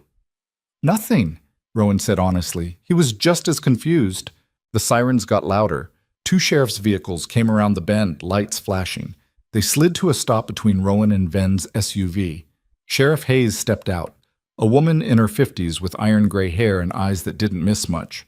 Rowan knew her slightly. She'd come out to the ranch once or twice over the years for noise complaints from neighbors who didn't exist. Mr. Hale, she said, want to tell me why I'm getting calls about gunshots and armed men chasing people through the woods? Rowan blinked. Who called you? Anonymous tip. Called it in about an hour ago. Hayes looked at Ven. And you are? Dr. Marcus Ven, I was just, save it, I know who you are. Hayes's expression hardened. We've been looking for you, doctor. Got a warrant out of Great Falls, something about kidnapping and false imprisonment. Ven went very still. I don't know what you're talking about. No? Then you won't mind coming down to the station and clearing this up. I want my lawyer. You'll get one after we process you. Hayes gestured to her deputy. Cuff him.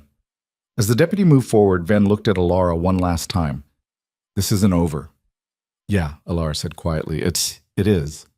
They took him away. Sheriff Hayes turned to Rowan and Alara as the deputy loaded Ven into the back of the patrol car. You two need medical attention? Alara nodded, still staring at the spot where Ven had been standing, like she couldn't quite believe he was actually gone. Her foot's got frostbite, Rowan said, and she's got a burn that needs looking at. I'm fine. You look half frozen and you're bleeding from your temple. Rowan touched his head and his fingers came away red. He hadn't even noticed. Probably hit a branch. Uh-huh. Get in the car, both of you. We'll sort this out at the hospital. They rode in the second patrol car, Rowan and Alara in the back seat with a blanket wrapped around them. The deputy driving didn't ask questions, just cranked the heat up and drove steady through the snow. Alara's hand found Rowan's under the blanket. Her fingers were ice cold, but she held on tight, like she was afraid he might disappear if she let go. Who called it in? She whispered. The tip. Who knew to call? I don't know. But something nagged at him. Anonymous tip. About an hour ago, right when they would have been at the hunting cabin. The hospital in town was small, 20 beds total, staffed by people who knew how to handle farming accidents and the occasional bar fight, but not much else. They separated Rowan and Alara immediately. He tried to protest, but a nurse with arms like a longshoreman steered him firmly into an examination room. "She'll be fine," the nurse said. "You focus on you." A doctor who looked about 12 years old cleaned the cut on Rowan's head and gave him 6 stitches. Checked him for hypothermia, dehydration, malnutrition, asked questions Rowan answered in monosyllables while his mind stayed in the next room where Alara was. "You're lucky," the doctor said. "Another hour out there, and you both would have been in serious trouble." "How's the woman I came in with?" "Can't discuss other patients." "I'm not asking for her medical history. I'm asking if she's okay." The doctor sighed. "She's stable. The frostbite isn't as bad as it could be. She'll keep all her toes. The burn on her side is concerning, looks recent, possibly self-inflicted, but we've cleaned and dressed it. She'll need antibiotics and close monitoring for infection." Self-inflicted. The words felt wrong even though they were technically accurate, like saying someone who cut themselves out of a trap was self-harming. "Can I see her?" "After we finish here, and after the sheriff talks to both of you." They kept him another 2 hours. Blood tests, x-rays, a lecture about the dangers of exposure. By the time they let him out of the examination room, he was ready to walk through walls to get to Alara. He found her in a regular room, propped up in bed with her foot elevated and wrapped in bandages. She looked small against the white sheets, smaller than she should, but her eyes were clear when she saw him. "Hey," she said. "Hey yourself." He sat in the chair next to the bed. "How you feeling?" "Like I got dragged behind a truck. You?" "About the same." He nodded at her foot. "Doc says you'll keep the toes." "That's something, I guess." She flexed her bandaged foot slightly and winced. "They gave me something for the pain. Makes everything feel floaty." "Good. You need the rest." "I need to know what happens now." Before Rowan could answer, Sheriff Hayes walked in with a notepad and an expression that said she was done with pleasantries. "Mr. Hale, Miss Voss, mind if we talk?" "Do we have a choice?" Rowan asked. "Not really." Hayes pulled up a second chair and sat down. "Let's start with the easy part. Miss Voss, I need you to tell me everything about Dr. Marcus Venn and the facility where he kept you." Alara's hand clenched on the bedsheet. "All of it?" "All of it." So she told the story. All of it. The shelter in Great Falls, Venn's offer. The compound hidden in the mountains. The locked rooms and the experiments and the brand on her side that she'd burned away with a fireplace poker because she couldn't stand to wear his mark anymore. She told it in a flat voice, like she was reading a grocery list, because that was the only way to get through it without breaking. Rowan wanted to hold her hand but didn't want to interrupt, so he just sat there and listened to things he'd already heard and things he hadn't and felt his rage at Venn grow into something cold and permanent. Hayes took notes. Didn't interrupt. Didn't show much reaction except for a slight tightening around her eyes when Alara described what happened to Rachel. "How many other women do you think are still there?" Hayes asked when Alara finished. "I don't know. I only saw 6 while I was there, but I heard him mention higher numbers. 20, maybe. Could be more." "Can you give me names?" "First names only. He didn't use last names. Said it was better if we didn't know too much about each other." Alara closed her eyes, remembering. There was Rachel and Sophie, Claire, Maria, Lynn, and Gabrielle. But that was months ago. "I don't know if they're all still alive." Hayes wrote it down. "What about the facility itself? Can you describe it?" "Modern building, glass and steel. Looks like a wellness retreat from the outside. There's a main entrance with a reception area, underground levels where the cells are. High security, electronic locks, cameras everywhere." "How did you escape?" "Fire in the kitchen. The alarm system unlocked all the doors automatically. I ran." "Smart system design," Hayes muttered. "Meant to prevent people from being trapped in a fire. Didn't account for prisoners." "I got lucky," Alara said quietly. "That's all. Pure luck." "Luck and guts," Rowan said. Hayes looked at him. "Your turn, Mr. Hale. Walk me through your side." So Rowan told his part, finding Alara in the snow, her recovery, the growing fear that someone was looking for her, the confrontation at his house, the chase through the woods, all of it leading up to Venn's arrest on the road. You shot at a drone, Hayes said. I shot a drone, Rowan corrected. It was threatening to burn my barn, with your cattle inside. That's right. And you didn't think to call law enforcement? I thought about it. Then I figured by the time someone drove out from town, my barn would be ash, and Alara would be gone. Hayes tapped her pen against the notepad. You know I could charge you with reckless endangerment, discharging a firearm in a threatening situation, half a dozen other things. But you won't. Why not? Because you're more interested in nailing Ven than you are in busting my chops over property defense. Hayes almost smiled. You always this mouthy? Only when I'm right. She shook her head and stood up. I'll need formal statements from both of you. Tomorrow, when you're more rested. In the meantime, we've got a team heading to the compound. If what Miss Voss says is true, we should have confirmation within 24 hours. It's true, Alara said. I believe you, but I need evidence that'll hold up in court. Ven's already lawyered up. This is going to be a fight. Let it be a fight, Rowan said. Long as it ends with him in a cell. Hayes headed for the door, then paused. Mr. Hale, that anonymous tip that brought us out there. Any idea who might have made that call? No idea. Funny thing, call came from a burner phone. Voice was disguised, some kind of electronic modulation. But whoever it was knew exactly where to send us. Knew about the armed men, knew about the situation at your ranch, knew things an outsider shouldn't know. Rowan felt something cold settle in his stomach. You think it was one of Ven's people? I think someone wanted him caught, and I think they made sure we had enough information to do it right. Hayes looked at Alara. You said there were other women at the compound. Any of them have access to phones?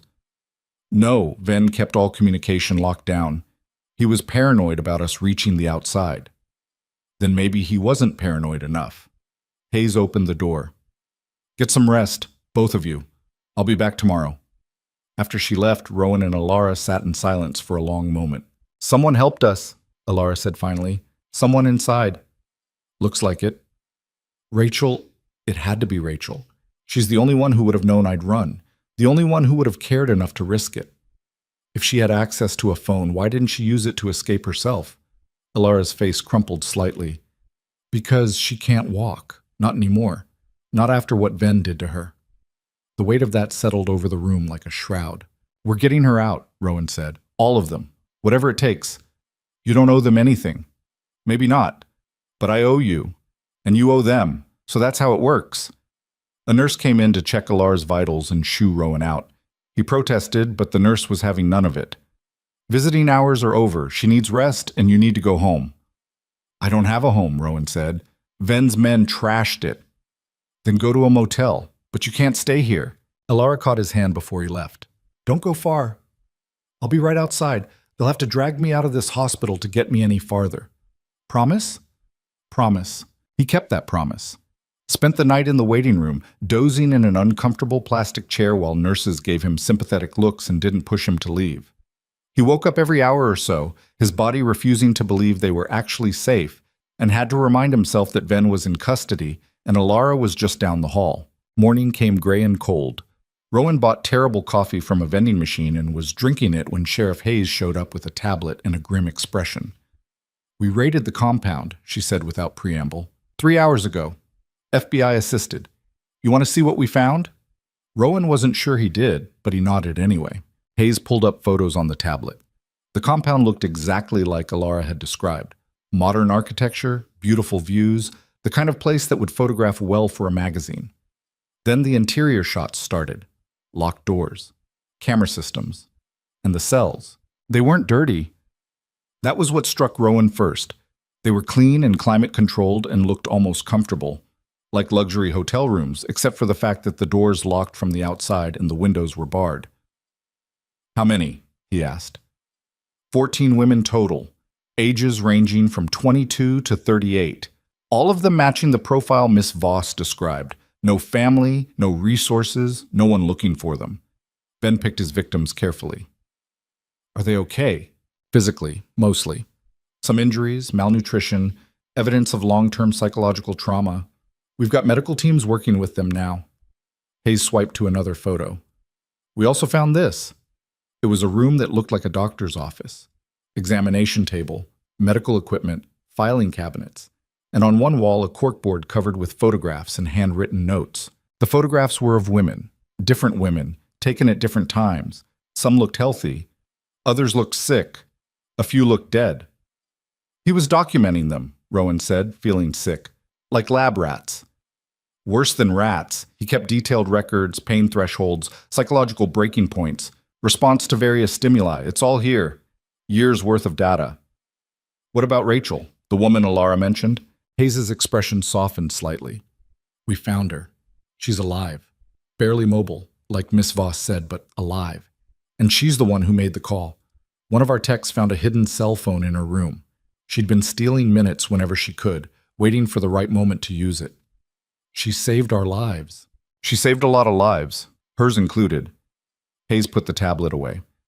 Ven's being charged with kidnapping, false imprisonment, assault, battery, and about 15 other things. The DA's talking about federal charges too.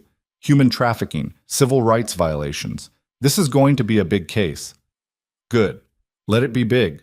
Let everyone know what he did. There's a complication. Of course there was. What kind of complication? Ven's cooperating, says he'll provide information on a larger network in exchange for a plea deal. Claims he's not the only one doing this, says there are others. Rowan felt his jaw tighten. He's lying, trying to cut a deal. Maybe. Or maybe he's telling the truth. Either way, the FBI wants to pursue it, which means this might take longer than we'd like. How much longer? Months, maybe years. These things don't move fast. And in the meantime, he's what? Sitting in a cell waiting?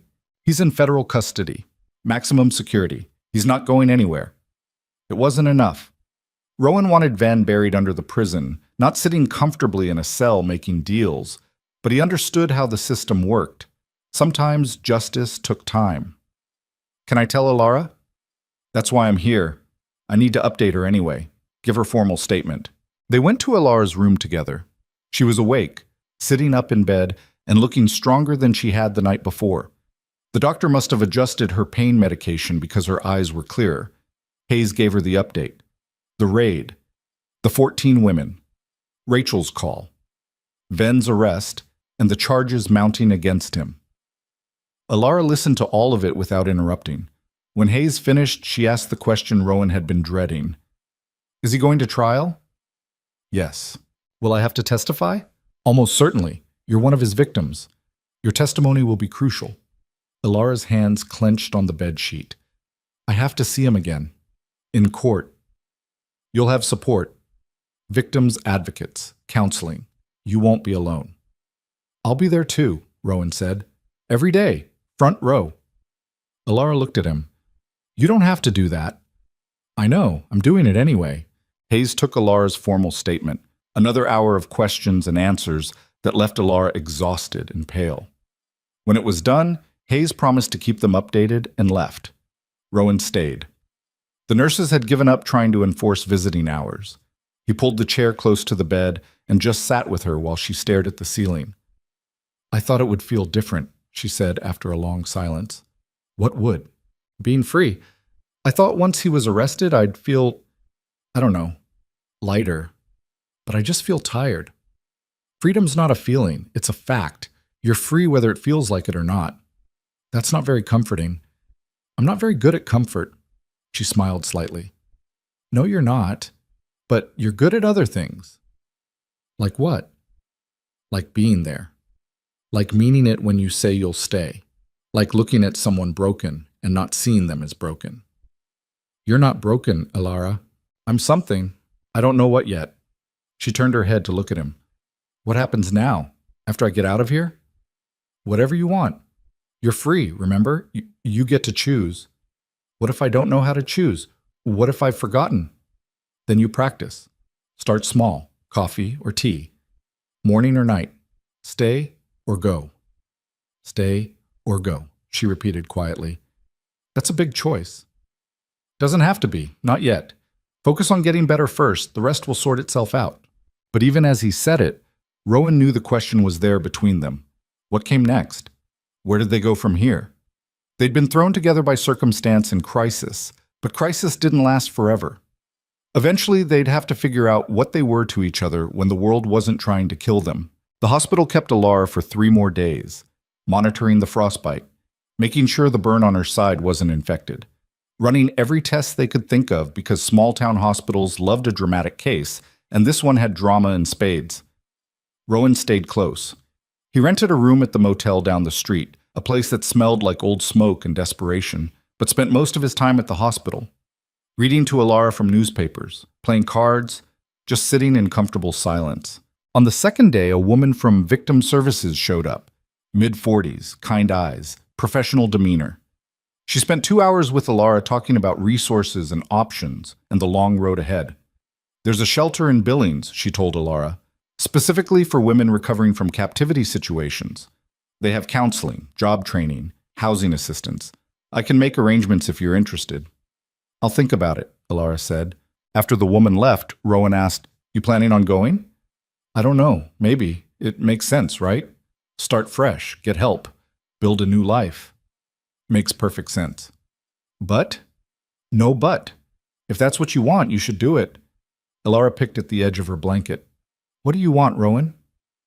"Doesn't matter what I want. This is your choice. It matters to me." He was quiet for a long time. Then he said, "I want you to do whatever makes you feel safe. If that's Billings, then go to Billings.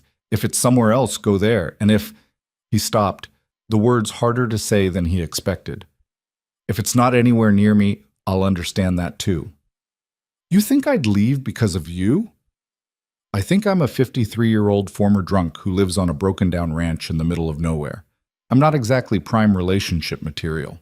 And I'm a traumatized woman with scars and frostbite and a brand I had to burn off my own body. We're a real pair, aren't we?" "Yeah, we are." She reached out and took his hand. "I'm not running from you, Rowan. I'm just trying to figure out how to run towards something instead of away from something. There's a difference." "I know." "Do you? Because you seem pretty convinced I'm going to disappear the first chance I get." The thought crossed my mind. "Then uncross it. I'm here. I'm staying here. At least until I figure out what here means." On the third day, they discharged Alara with a list of follow-up appointments and a prescription for antibiotics that cost more than Rowan made in a month. He paid it anyway, using a credit card he hadn't touched in years, and tried not to think about how he was going to pay it off. They stood in the hospital parking lot, Alara leaning on a cane the physical therapist had given her, both of them squinting in the bright winter sun. "Where to?" Rowan asked. "That's up to you. It's your truck." "Motel? Get you settled somewhere warm?" "What about your ranch?" Rowan shook his head.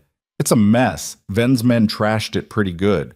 Windows broken, furniture destroyed, probably half frozen by now. It's going to take weeks to make it livable again." "Then we have weeks. I'm not afraid of hard work." "Alara, I want to see it. I want to see your home, where you found me, where this all started." She leaned on the cane and met his eyes. "Take me home, Rowan." So he did. The drive took 40 minutes, the truck struggling through snow-packed roads that hadn't been plowed in days. The whole time, Rowan tried to prepare her for what she was about to see. "It's bad," he said. "Worse than I probably made it sound. I've seen bad before. Not like this." But when they pulled up to the ranch, even Rowan wasn't prepared for how bad it actually was. The front door hung off its hinges, windows were smashed, the porch had a section caved in where the battering ram had weakened the support. Snow had blown inside through the broken windows, creating drifts in the living room. Rowan parked the truck and just sat there, staring at the wreckage of the life he'd built. "I'm sorry," Alara said quietly. "Not your fault." "It is, though. They did this because of me. They did this because they're monsters. That's on them, not you." He opened the truck door. "Come on, let's see how bad it really is." Inside was worse. Furniture overturned, cushions slashed, his books, the few he owned, torn and scattered. The kitchen was destroyed, cabinets pulled off the walls, dishes smashed. Even the wood stove had been kicked over, scattering ash across the floor. Alara stood in the middle of the living room, turning slowly to take it all in. "Rowan, this is fixable," he said firmly. "It's all fixable." "How?" "Same way you fix anything, one piece at a time." He started with the door. got it back on its hinges using a screwdriver and determination. It wouldn't lock properly, but at least it would close. Then the windows. He found some plywood in the barn and nailed it over the broken glass. Not pretty, but it would keep the cold out. Alara insisted on helping despite her injured foot. She swept up broken glass, righted furniture, gathered his scattered books into a pile. They worked in silence, the only sounds their breathing and the wind outside. By nightfall, they'd made enough progress that one room, the kitchen, was almost functional. Rowan got the wood stove back in place and started a fire. The heat felt like a miracle. They sat on the floor because all the chairs were broken, eating canned soup heated over the fire, and Rowan realized this was the first time in years he'd felt like he was actually building something instead of just maintaining the slow decay. "Thank you," he said. Alara looked up from her soup. "For what?" "For being here. For helping. For not running when you had every reason to." "Where would I run to? This is the first place I've felt safe in 4 years. Even like this, broken and cold and half destroyed. Especially like this, because it's honest. Nothing hidden, nothing pretending to be more than it is." She set her soup down. "Ben's compound was beautiful, perfect, and it was the most horrible place I've ever been. This place is a wreck, and it's the closest thing to home I've had in a long time." Rowan didn't trust himself to speak, so he just nodded and went back to his soup. They slept on the floor that night, wrapped in the blankets that had survived Ven's men. Rowan took first watch out of habit, sitting by the door with the rifle across his lap, even though logically he knew no one was coming. Around midnight, Alara woke up. "You should sleep," she said. "I'll keep watch." "You need rest more than I do." "I've rested for 3 days. Your turn." He wanted to argue, but exhaustion was pulling at him like a tide. He handed her the rifle, showed her how to chamber a round if she needed to, then lay down on the floor. He was asleep in seconds. He woke to sunlight streaming through the plywood-covered windows and the smell of coffee.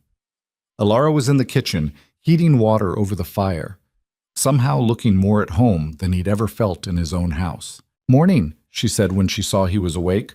"Coffee's almost ready, and I found some eggs that weren't broken. Thought I'd try making breakfast." Rowan sat up, his back complaining about the hard floor. "You don't have to." "I want to. Let me do something useful." So he let her. And the eggs were good, better than anything he'd made in years. They ate together while the fire crackled and the morning light turned the snow outside into something almost beautiful. "Sheriff Hayes called," Alara said, "while you were asleep. She wants us to come to the station this afternoon. Says she has updates. Good updates or bad updates?" "She didn't say." They made the drive to town in the early afternoon, the truck's heater barely working.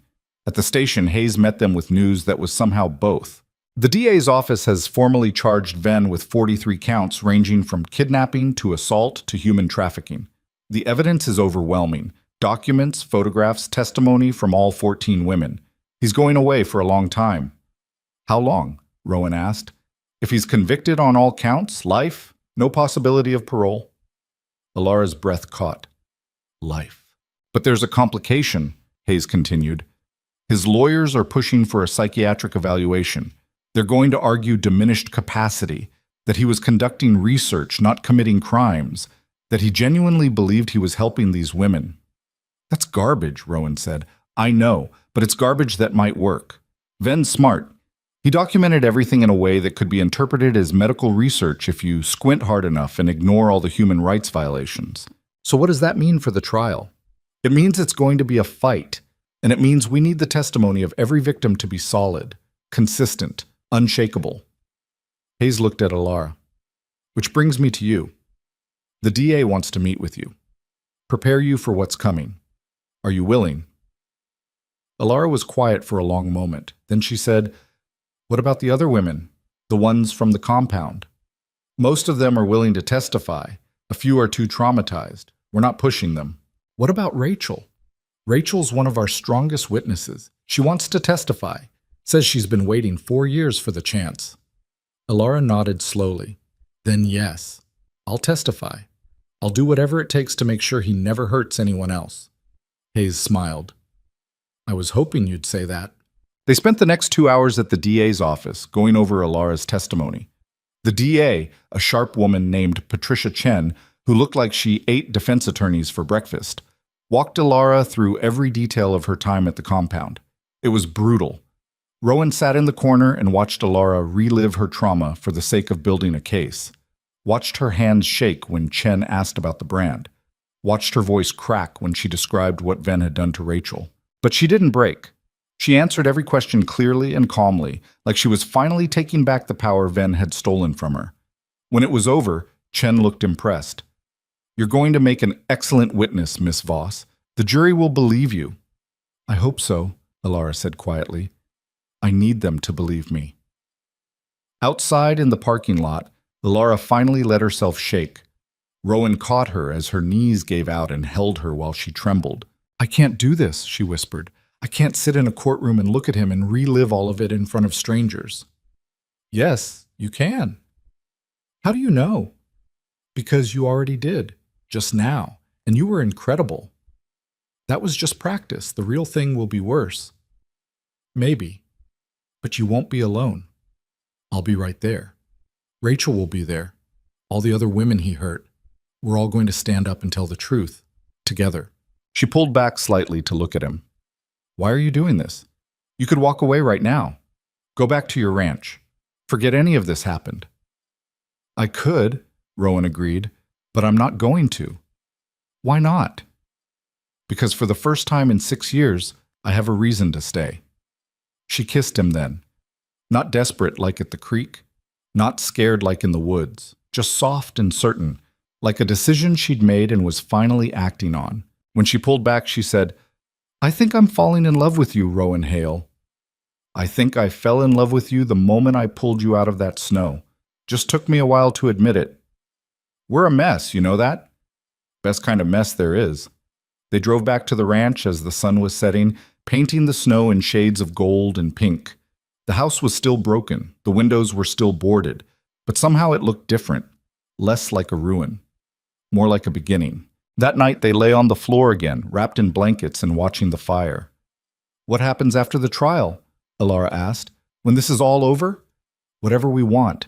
We could stay here, fix up the ranch, make it into something real. Or we could sell it, move somewhere else, start completely fresh." "What would you want to do?" Rowan thought about that. "I think I'd like to stay. This place has been my prison for 6 years. I'd like to turn it into something different, something good." "Like what?" "Like a home, a real one, where people are welcome, where broken things get fixed instead of thrown away." Alara smiled. "I like that." "Yeah?" "Yeah." She moved closer, resting her head on his shoulder. "I think I'd like to help you build that, if you'll have me." "I'll have you," Rowan said, "for as long as you want to stay. That might be a very long time. I'm counting on it." Outside, the wind picked up, howling around the house like it was testing the repairs they'd made. But the plywood held, the door stayed closed, the fire kept burning, and inside 2 broken people held each other and started believing that maybe, just maybe, they could build something better from the pieces. The months that followed were harder than either of them expected. Not because of Ven, though his presence loomed over everything like a shadow they couldn't quite shake, but because healing turned out to be messier than surviving ever was. Alara had nightmares, bad ones. She'd wake up screaming, convinced she was back in the compound, and Rowan would have to talk her down from the panic, remind her where she was, who she was with. Some nights it worked quickly. Other nights it took hours. Rowan had his own demons. The drinking had been quiet for 6 years, but the urge came back with a vengeance when the stress mounted. He'd find himself standing in the liquor aisle at the grocery store, staring at bottles and remembering how easy it used to be to make everything go away. He never bought anything. But the wanting was there, constant and patient. They learned to navigate each other's broken pieces. Learned that healing wasn't a straight line. It was a zigzag, full of backslides and bad days and moments where you wondered if any of this was worth it. But there were good days too. Days when Alara smiled without forcing it. Days when Rowan woke up and didn't immediately think about drinking. Days when they worked on the ranch together, and it felt less like penance and more like building something real. The trial was set for April, 6 months away. The DA said that was actually fast for a case this size, but it felt like an eternity. In the meantime, they had work to do. The ranch needed more than cosmetic repairs. The roof was leaking. The barn needed new support beams. The fencing was held together by rust and stubbornness. Rowan had been ignoring these problems for years, and now they were coming due all at once. He didn't have the money to fix everything. His savings were almost gone, drained by medical bills and legal fees and the simple cost of keeping 2 people fed through a Wyoming winter. Alara noticed him staring at the bank statement one morning in February, his face gray with worry. "How bad is it?" she asked. "Bad enough." "Tell me." So he did. Laid it all out. The debt, the repairs they couldn't afford, the very real possibility that he might have to sell the ranch just to stay afloat. "I'm sorry," he said. "I know you wanted to stay here, build something, but I don't think I can make the numbers work." Alara was quiet for a long moment. Then she said, "What if we didn't do it alone?" "What do you mean?" "The other women, from the compound. Most of them have nowhere to go. The shelters are overcrowded and underfunded. What if we brought them here?" Rowan stared at her. "Here? To the ranch? Why not? There's space. Land. We could fix up the barn, turn it into living quarters. Give them a place to heal, a place to work. Everyone contributes. Everyone benefits." "Alara, I can barely afford to keep the lights on for 2 people. How am I supposed to, Not you. Us. We apply for grants, victim services funding. There's money out there for recovery programs. We just have to ask for it." "I don't know anything about running a recovery program. Neither do I. But we know what it's like to need somewhere safe. That's more than most people running these programs can say." Rowan wanted to say it was crazy, wanted to point out all the ways it could fail, but looking at Alara, at the light in her eyes, the first real hope he'd seen there in months, he couldn't bring himself to shut it down. "Let me think about it," he said. He thought about it for 2 days. Then he called Sheriff Hayes. "You know anyone who works with victim services funding?" he asked. Hayes did. She connected him with a woman named Maria Santos, who worked for a nonprofit that placed domestic violence survivors in transitional housing. Maria listened to Rowan's half-formed idea and surprised him by getting excited. "This could work," she said. "Rural recovery programs are desperately needed. Most services are concentrated in cities, but trauma doesn't care about your zip code. If you're serious about this, I can help you apply for funding." "I'm serious," Rowan said, looking at Alara across the room. "We both are." The paperwork was overwhelming. Applications and proposals and budgets and compliance documents. Rowan had never been good with bureaucracy, but Alara turned out to have a talent for it. She organized everything, wrote compelling narratives about why this program was needed, made the case in language that grant reviewers would understand. "Where'd you learn to write like this?" Rowan asked, reading over one of her proposals. "College. Before everything fell apart, I was going to be a teacher. English literature." She shrugged. "Guess some of it stuck." "You never told me you went to college." "You never asked." He was right. He hadn't. They'd been so focused on survival that they'd barely scratched the surface of who each other used to be. "Tell me now," he said. "Who were you before Ven?"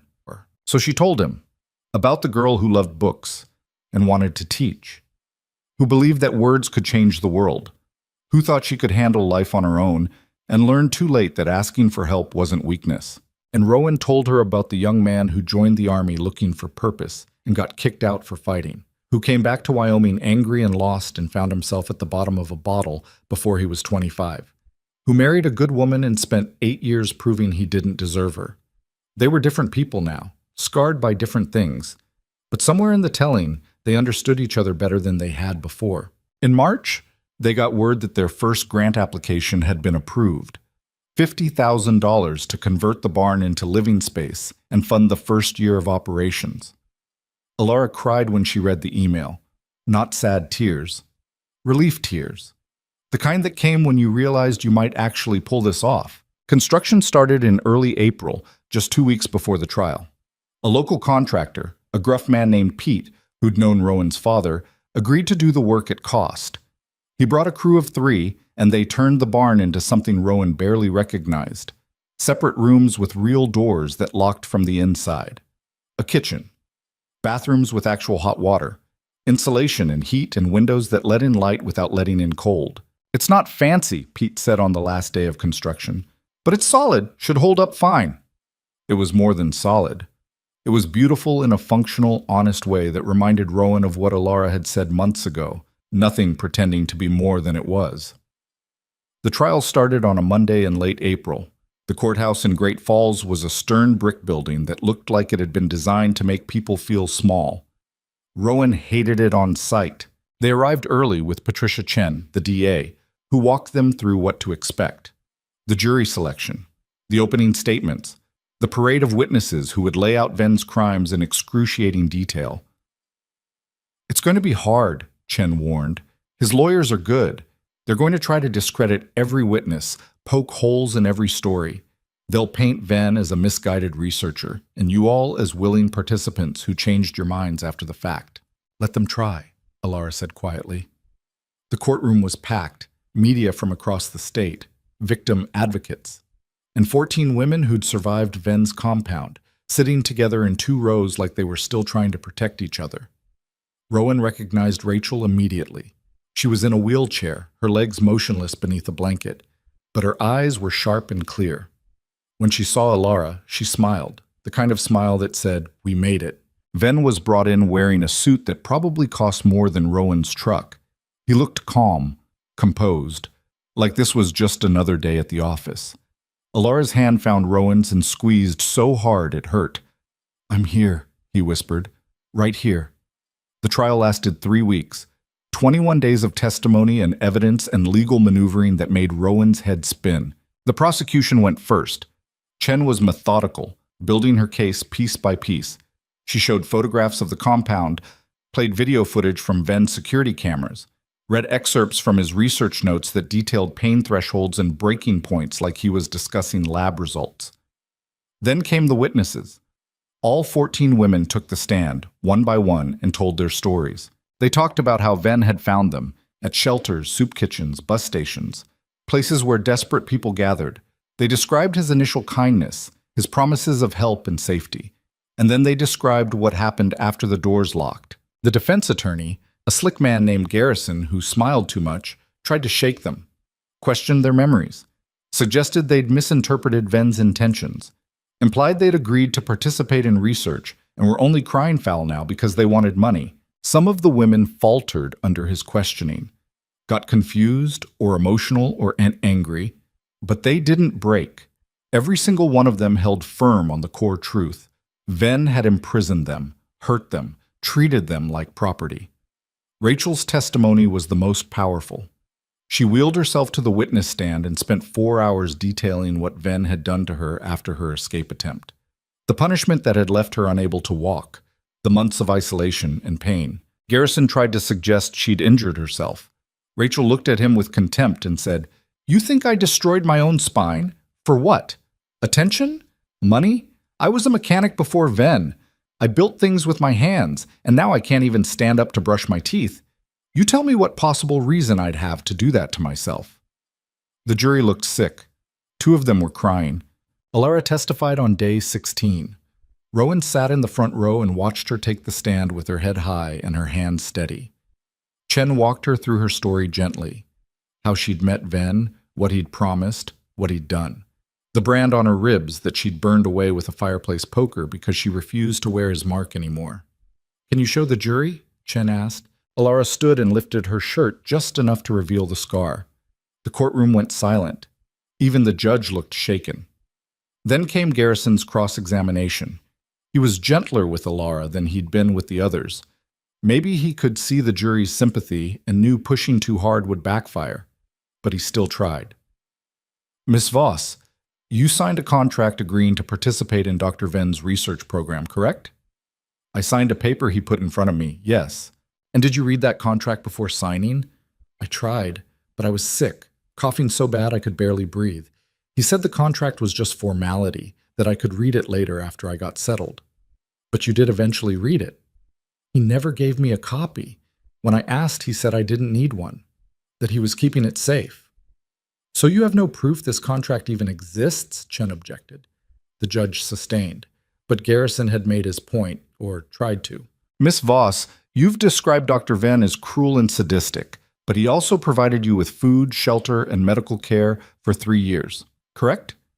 "He kept me alive so he could keep hurting me. That's not care. That's maintenance. Someone in the gallery gasped. Garrison looked annoyed. You're very articulate, Miss Voss. College educated? Some college. So you're intelligent, capable. Why didn't you simply ask to leave? Alara's face went hard. I did ask. Every day for the first year. He said I'd signed a contract and was legally obligated to complete the program. When I tried to leave anyway, he locked my door. When I broke the lock, he added cameras. When I covered the cameras, he took away my food.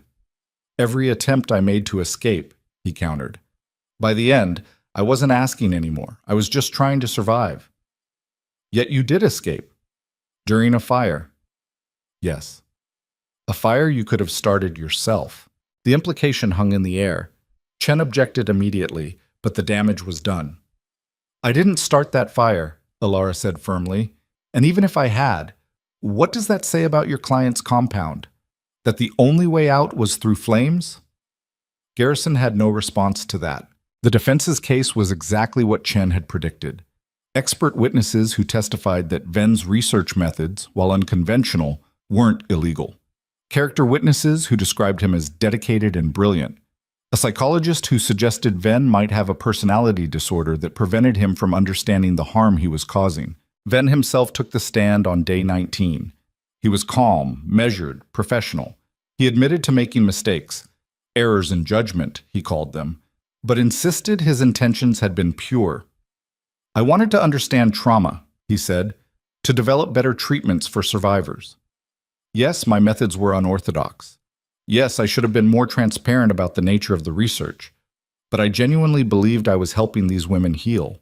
By locking them in cells, Chen asked on cross-examination, by providing them with structure and safety. Many of these women came from chaotic, dangerous situations. The controlled environment was therapeutic. By branding them? That was a mistake. I recognize that now. But in the moment, I believed creating a permanent marker would help solidify their identity as survivors. A badge of honor, if you will. A badge of honor you put on their bodies without consent. They consented to the program, under duress. That's your interpretation. Chen spent 2 days dismantling Ven's testimony, showing where his story contradicted the evidence, highlighting the cruelty that couldn't be explained away by good intentions. By the end, even Ven's lawyers looked uncomfortable. Closing arguments came on day 20. Chen spoke first, laying out the mountain of evidence against Ven. The testimony. The documents. The 14 women whose lives he'd destroyed. This case isn't complicated, she told the jury. Dr. Ven imprisoned these women. He hurt them. He treated them like objects for his own gratification disguised as research. The only question you need to answer is simple. Do we, as a society, allow this? Do we say that some people are less deserving of freedom because they're vulnerable? Because they made the mistake of trusting the wrong person? I don't think we do. I think we say that everyone has the right to liberty. And when someone takes that away, we hold them accountable. Garrison's closing was eloquent but hollow. He tried to paint Ven as a flawed genius who'd crossed ethical lines but hadn't committed crimes. He suggested the women had misremembered or exaggerated. He asked for reasonable doubt. The jury deliberated for 8 hours. When they came back, Rowan was holding Alara's hand so tight he was probably cutting off her circulation. She didn't complain. On the count of kidnapping, how do you find? Guilty. On the count of false imprisonment? Guilty. Guilty. Guilty. Guilty. 43 times, the foreman said the word. 43 counts, all guilty. Ven's face didn't change. He just sat there, perfectly still, like he was observing his own conviction from a distance. The women in the gallery started crying. Rachel was sobbing, her whole body shaking. Other women were hugging each other, holding on like they were the only things keeping each other upright. Alara just sat there, tears streaming down her face, not making a sound. Sentencing came 2 weeks later. The judge looked tired, like the weight of this case had aged him. He read through the counts methodically, then looked at Ven. Dr. Ven, you used your education and position to prey on vulnerable women. You imprisoned them, tortured them, treated them as less than human. I've been on the bench for 30 years, and I've never seen a case quite like this. The cruelty, the calculation, the complete absence of remorse. Ven started to speak. The judge cut him off. You'll have your chance to appeal, but for now I'm sentencing you to life in prison without the possibility of parole on the kidnapping charges. Additional consecutive sentences on the remaining counts. You will spend the rest of your natural life in federal custody. May you find in prison the same mercy you showed these women, which is to say, none at all. The gavel came down. It was over. Outside the courthouse, reporters swarmed them, cameras and microphones, and shouted questions. Rowan put his arm around Alara and pushed through without saying anything. They'd said enough. The verdict spoke for itself. They met the other women at a restaurant across the street, a small place that had agreed to close to the public for the afternoon so they could have privacy. 14 women and Rowan sitting around pushed-together tables, eating mediocre food and drinking cheap wine, and crying and laughing and trying to process what had just happened. Rachel raised her glass. To freedom, they echoed. And to Alara, Rachel continued. Who ran first? Who showed the rest of us it was possible? I didn't do it alone, Alara said. You called for help. You saved us. We saved each other, Rachel said firmly. That's how this works. They talked late into the afternoon, made plans, exchanged phone numbers, promised to stay in touch. Some of them were going to the shelter in Billings. Others had family they were trying to reconnect with.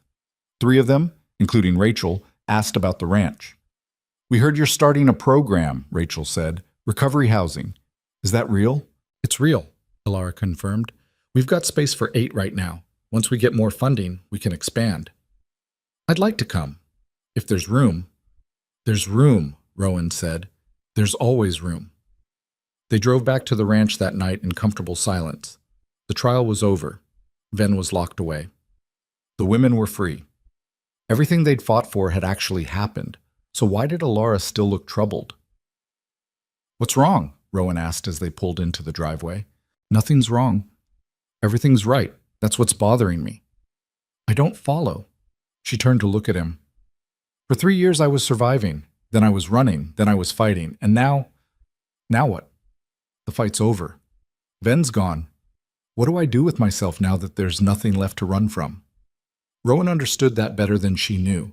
He'd spent 6 years the same way, filling time, going through motions, existing without purpose. You build something, he said. That's what you do.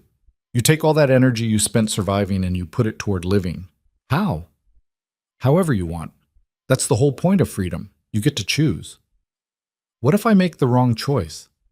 Then you make a different choice tomorrow. Nobody gets it right the first time. She smiled slightly. Is that what you're doing? Building something? Trying to, with your help. He reached over and took her hand. I spent a long time thinking my life was over, that I'd used up all my chances. Then you showed up half frozen in my snow and reminded me that it's never too late to start again. I didn't do anything. You did everything. You trusted me when you had no reason to. You stayed when you could have run. You believed we could build something better, even when I didn't believe it myself. Alara leaned across the truck and kissed him. When she pulled back, she said, I love you, Rowan Hale. Even though you're stubborn and terrible at taking compliments and you snore loud enough to wake the dead. I love you too. Even though you're scared of everything and you reorganize my kitchen every other day and you refuse to admit when you're in pain. We're a disaster. Best kind. The first 3 women moved into the ranch in June. Rachel came first, wheeling herself through the barn's new entrance and looking around with something like wonder. Then Sophie and Maria, both quiet and skittish but willing to try. They established routines, shared meals, work assignments. Everyone contributed based on what they could do. Rachel, despite her wheelchair, turned out to be gifted with electronics and set up their computer systems. Sophie was good with animals and took over caring for the cattle. Maria could cook anything and took charge of the kitchen. Alara managed the program itself, the paperwork, the funding applications, the coordination with victim services. She was good at it, better than good. She had a way of making people feel seen and heard, probably because she knew what it was like to be invisible. Rowan handled the ranch work and maintenance, fixed whatever broke, built whatever they needed. Learned that sometimes the best way to help was just to be present and steady and available when people needed him. It wasn't perfect. There were fights, bad days, moments when old trauma surfaced and someone would spiral. They learned to handle it together, to give space when space was needed and support when support was asked for. By August, they had 6 residents. By October, all 8 spaces were full. The barn that had once been a wreck was now full of life. Women learning to be free again, one day at a time. One night in November, Rowan and Alara stood on the porch watching the first snow of the season fall. It had been almost a year since he'd found her dying in a storm. Almost a year since his life had turned into something he didn't recognize. "You know what I realized?" Alara said. "What?" "I'm happy. Actually happy. Not just okay or managing or surviving. Happy." "Me too." "When did that happen?" "I don't know. Somewhere between the trial and now. Somewhere between running and building." She leaned against him. "Thank you." "For what?" "For not leaving me in the snow." "Thank you for not dying in it." They stood there until the cold drove them inside, where the house was warm and full of voices, women talking and laughing and planning tomorrows they were finally allowed to imagine. Rowan had spent years believing his life was small and over and not worth much. Turns out he'd been wrong. Life wasn't small. It was just waiting for him to stop hiding from it.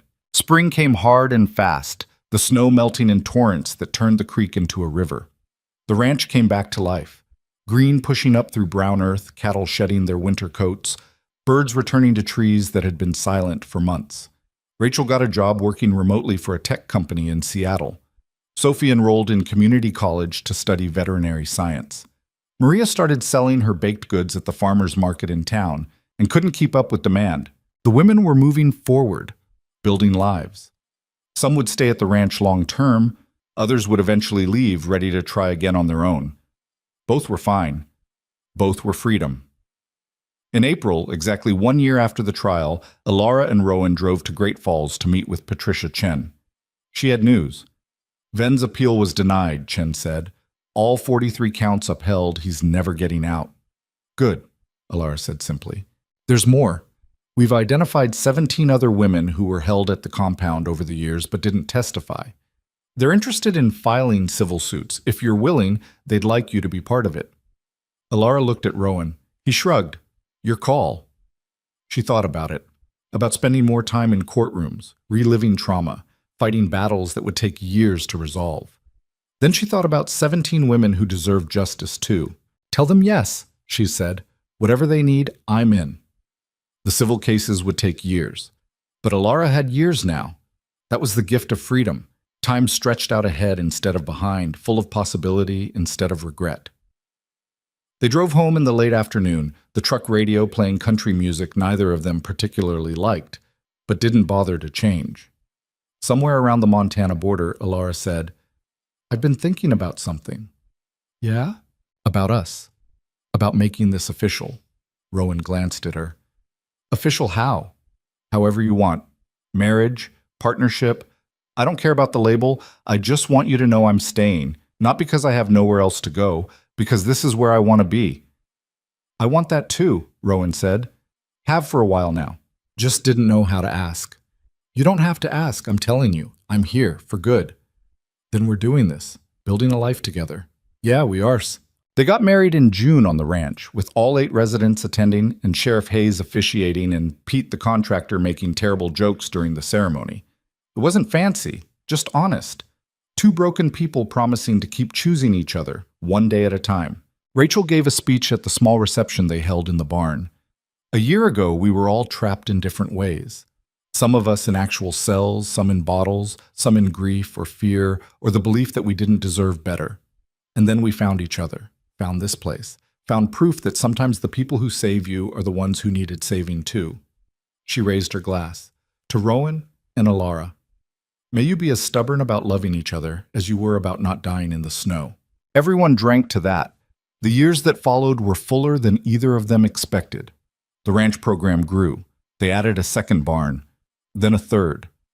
Housed 20 women at a time, helped them heal, watched them leave and build lives. Not everyone made it. Some relapsed into old patterns. Some weren't ready to heal and left angry. Some tried and failed and tried again. Recovery wasn't a straight line for anyone, but enough people made it that the work felt worthwhile. Enough people found freedom that Rowan and Alara knew they were building something that mattered. Alara went back to school and got her teaching certificate. started teaching literature at the community college, found that words really could change the world, one student at a time. Rowan stayed sober. Some days were harder than others, but he'd learned that wanting to drink and actually drinking were two different things. The wanting he could live with, the drinking would kill him. They grew old together in that small house on the Wyoming prairie, not gracefully, not perfectly, but together. And on winter nights when the wind howled like it was testing the walls, they'd sit by the fire and remember the night everything changed. The night a dying stranger appeared in the snow and two broken people decided to save each other. Because that's the thing about being broken. It doesn't mean you're worthless. It just means you've survived something that would have killed a weaker person. And sometimes the cracks are where the light gets in, where new life grows, where broken pieces come together and make something stronger than either piece alone. Freedom isn't something you find. It's something you build.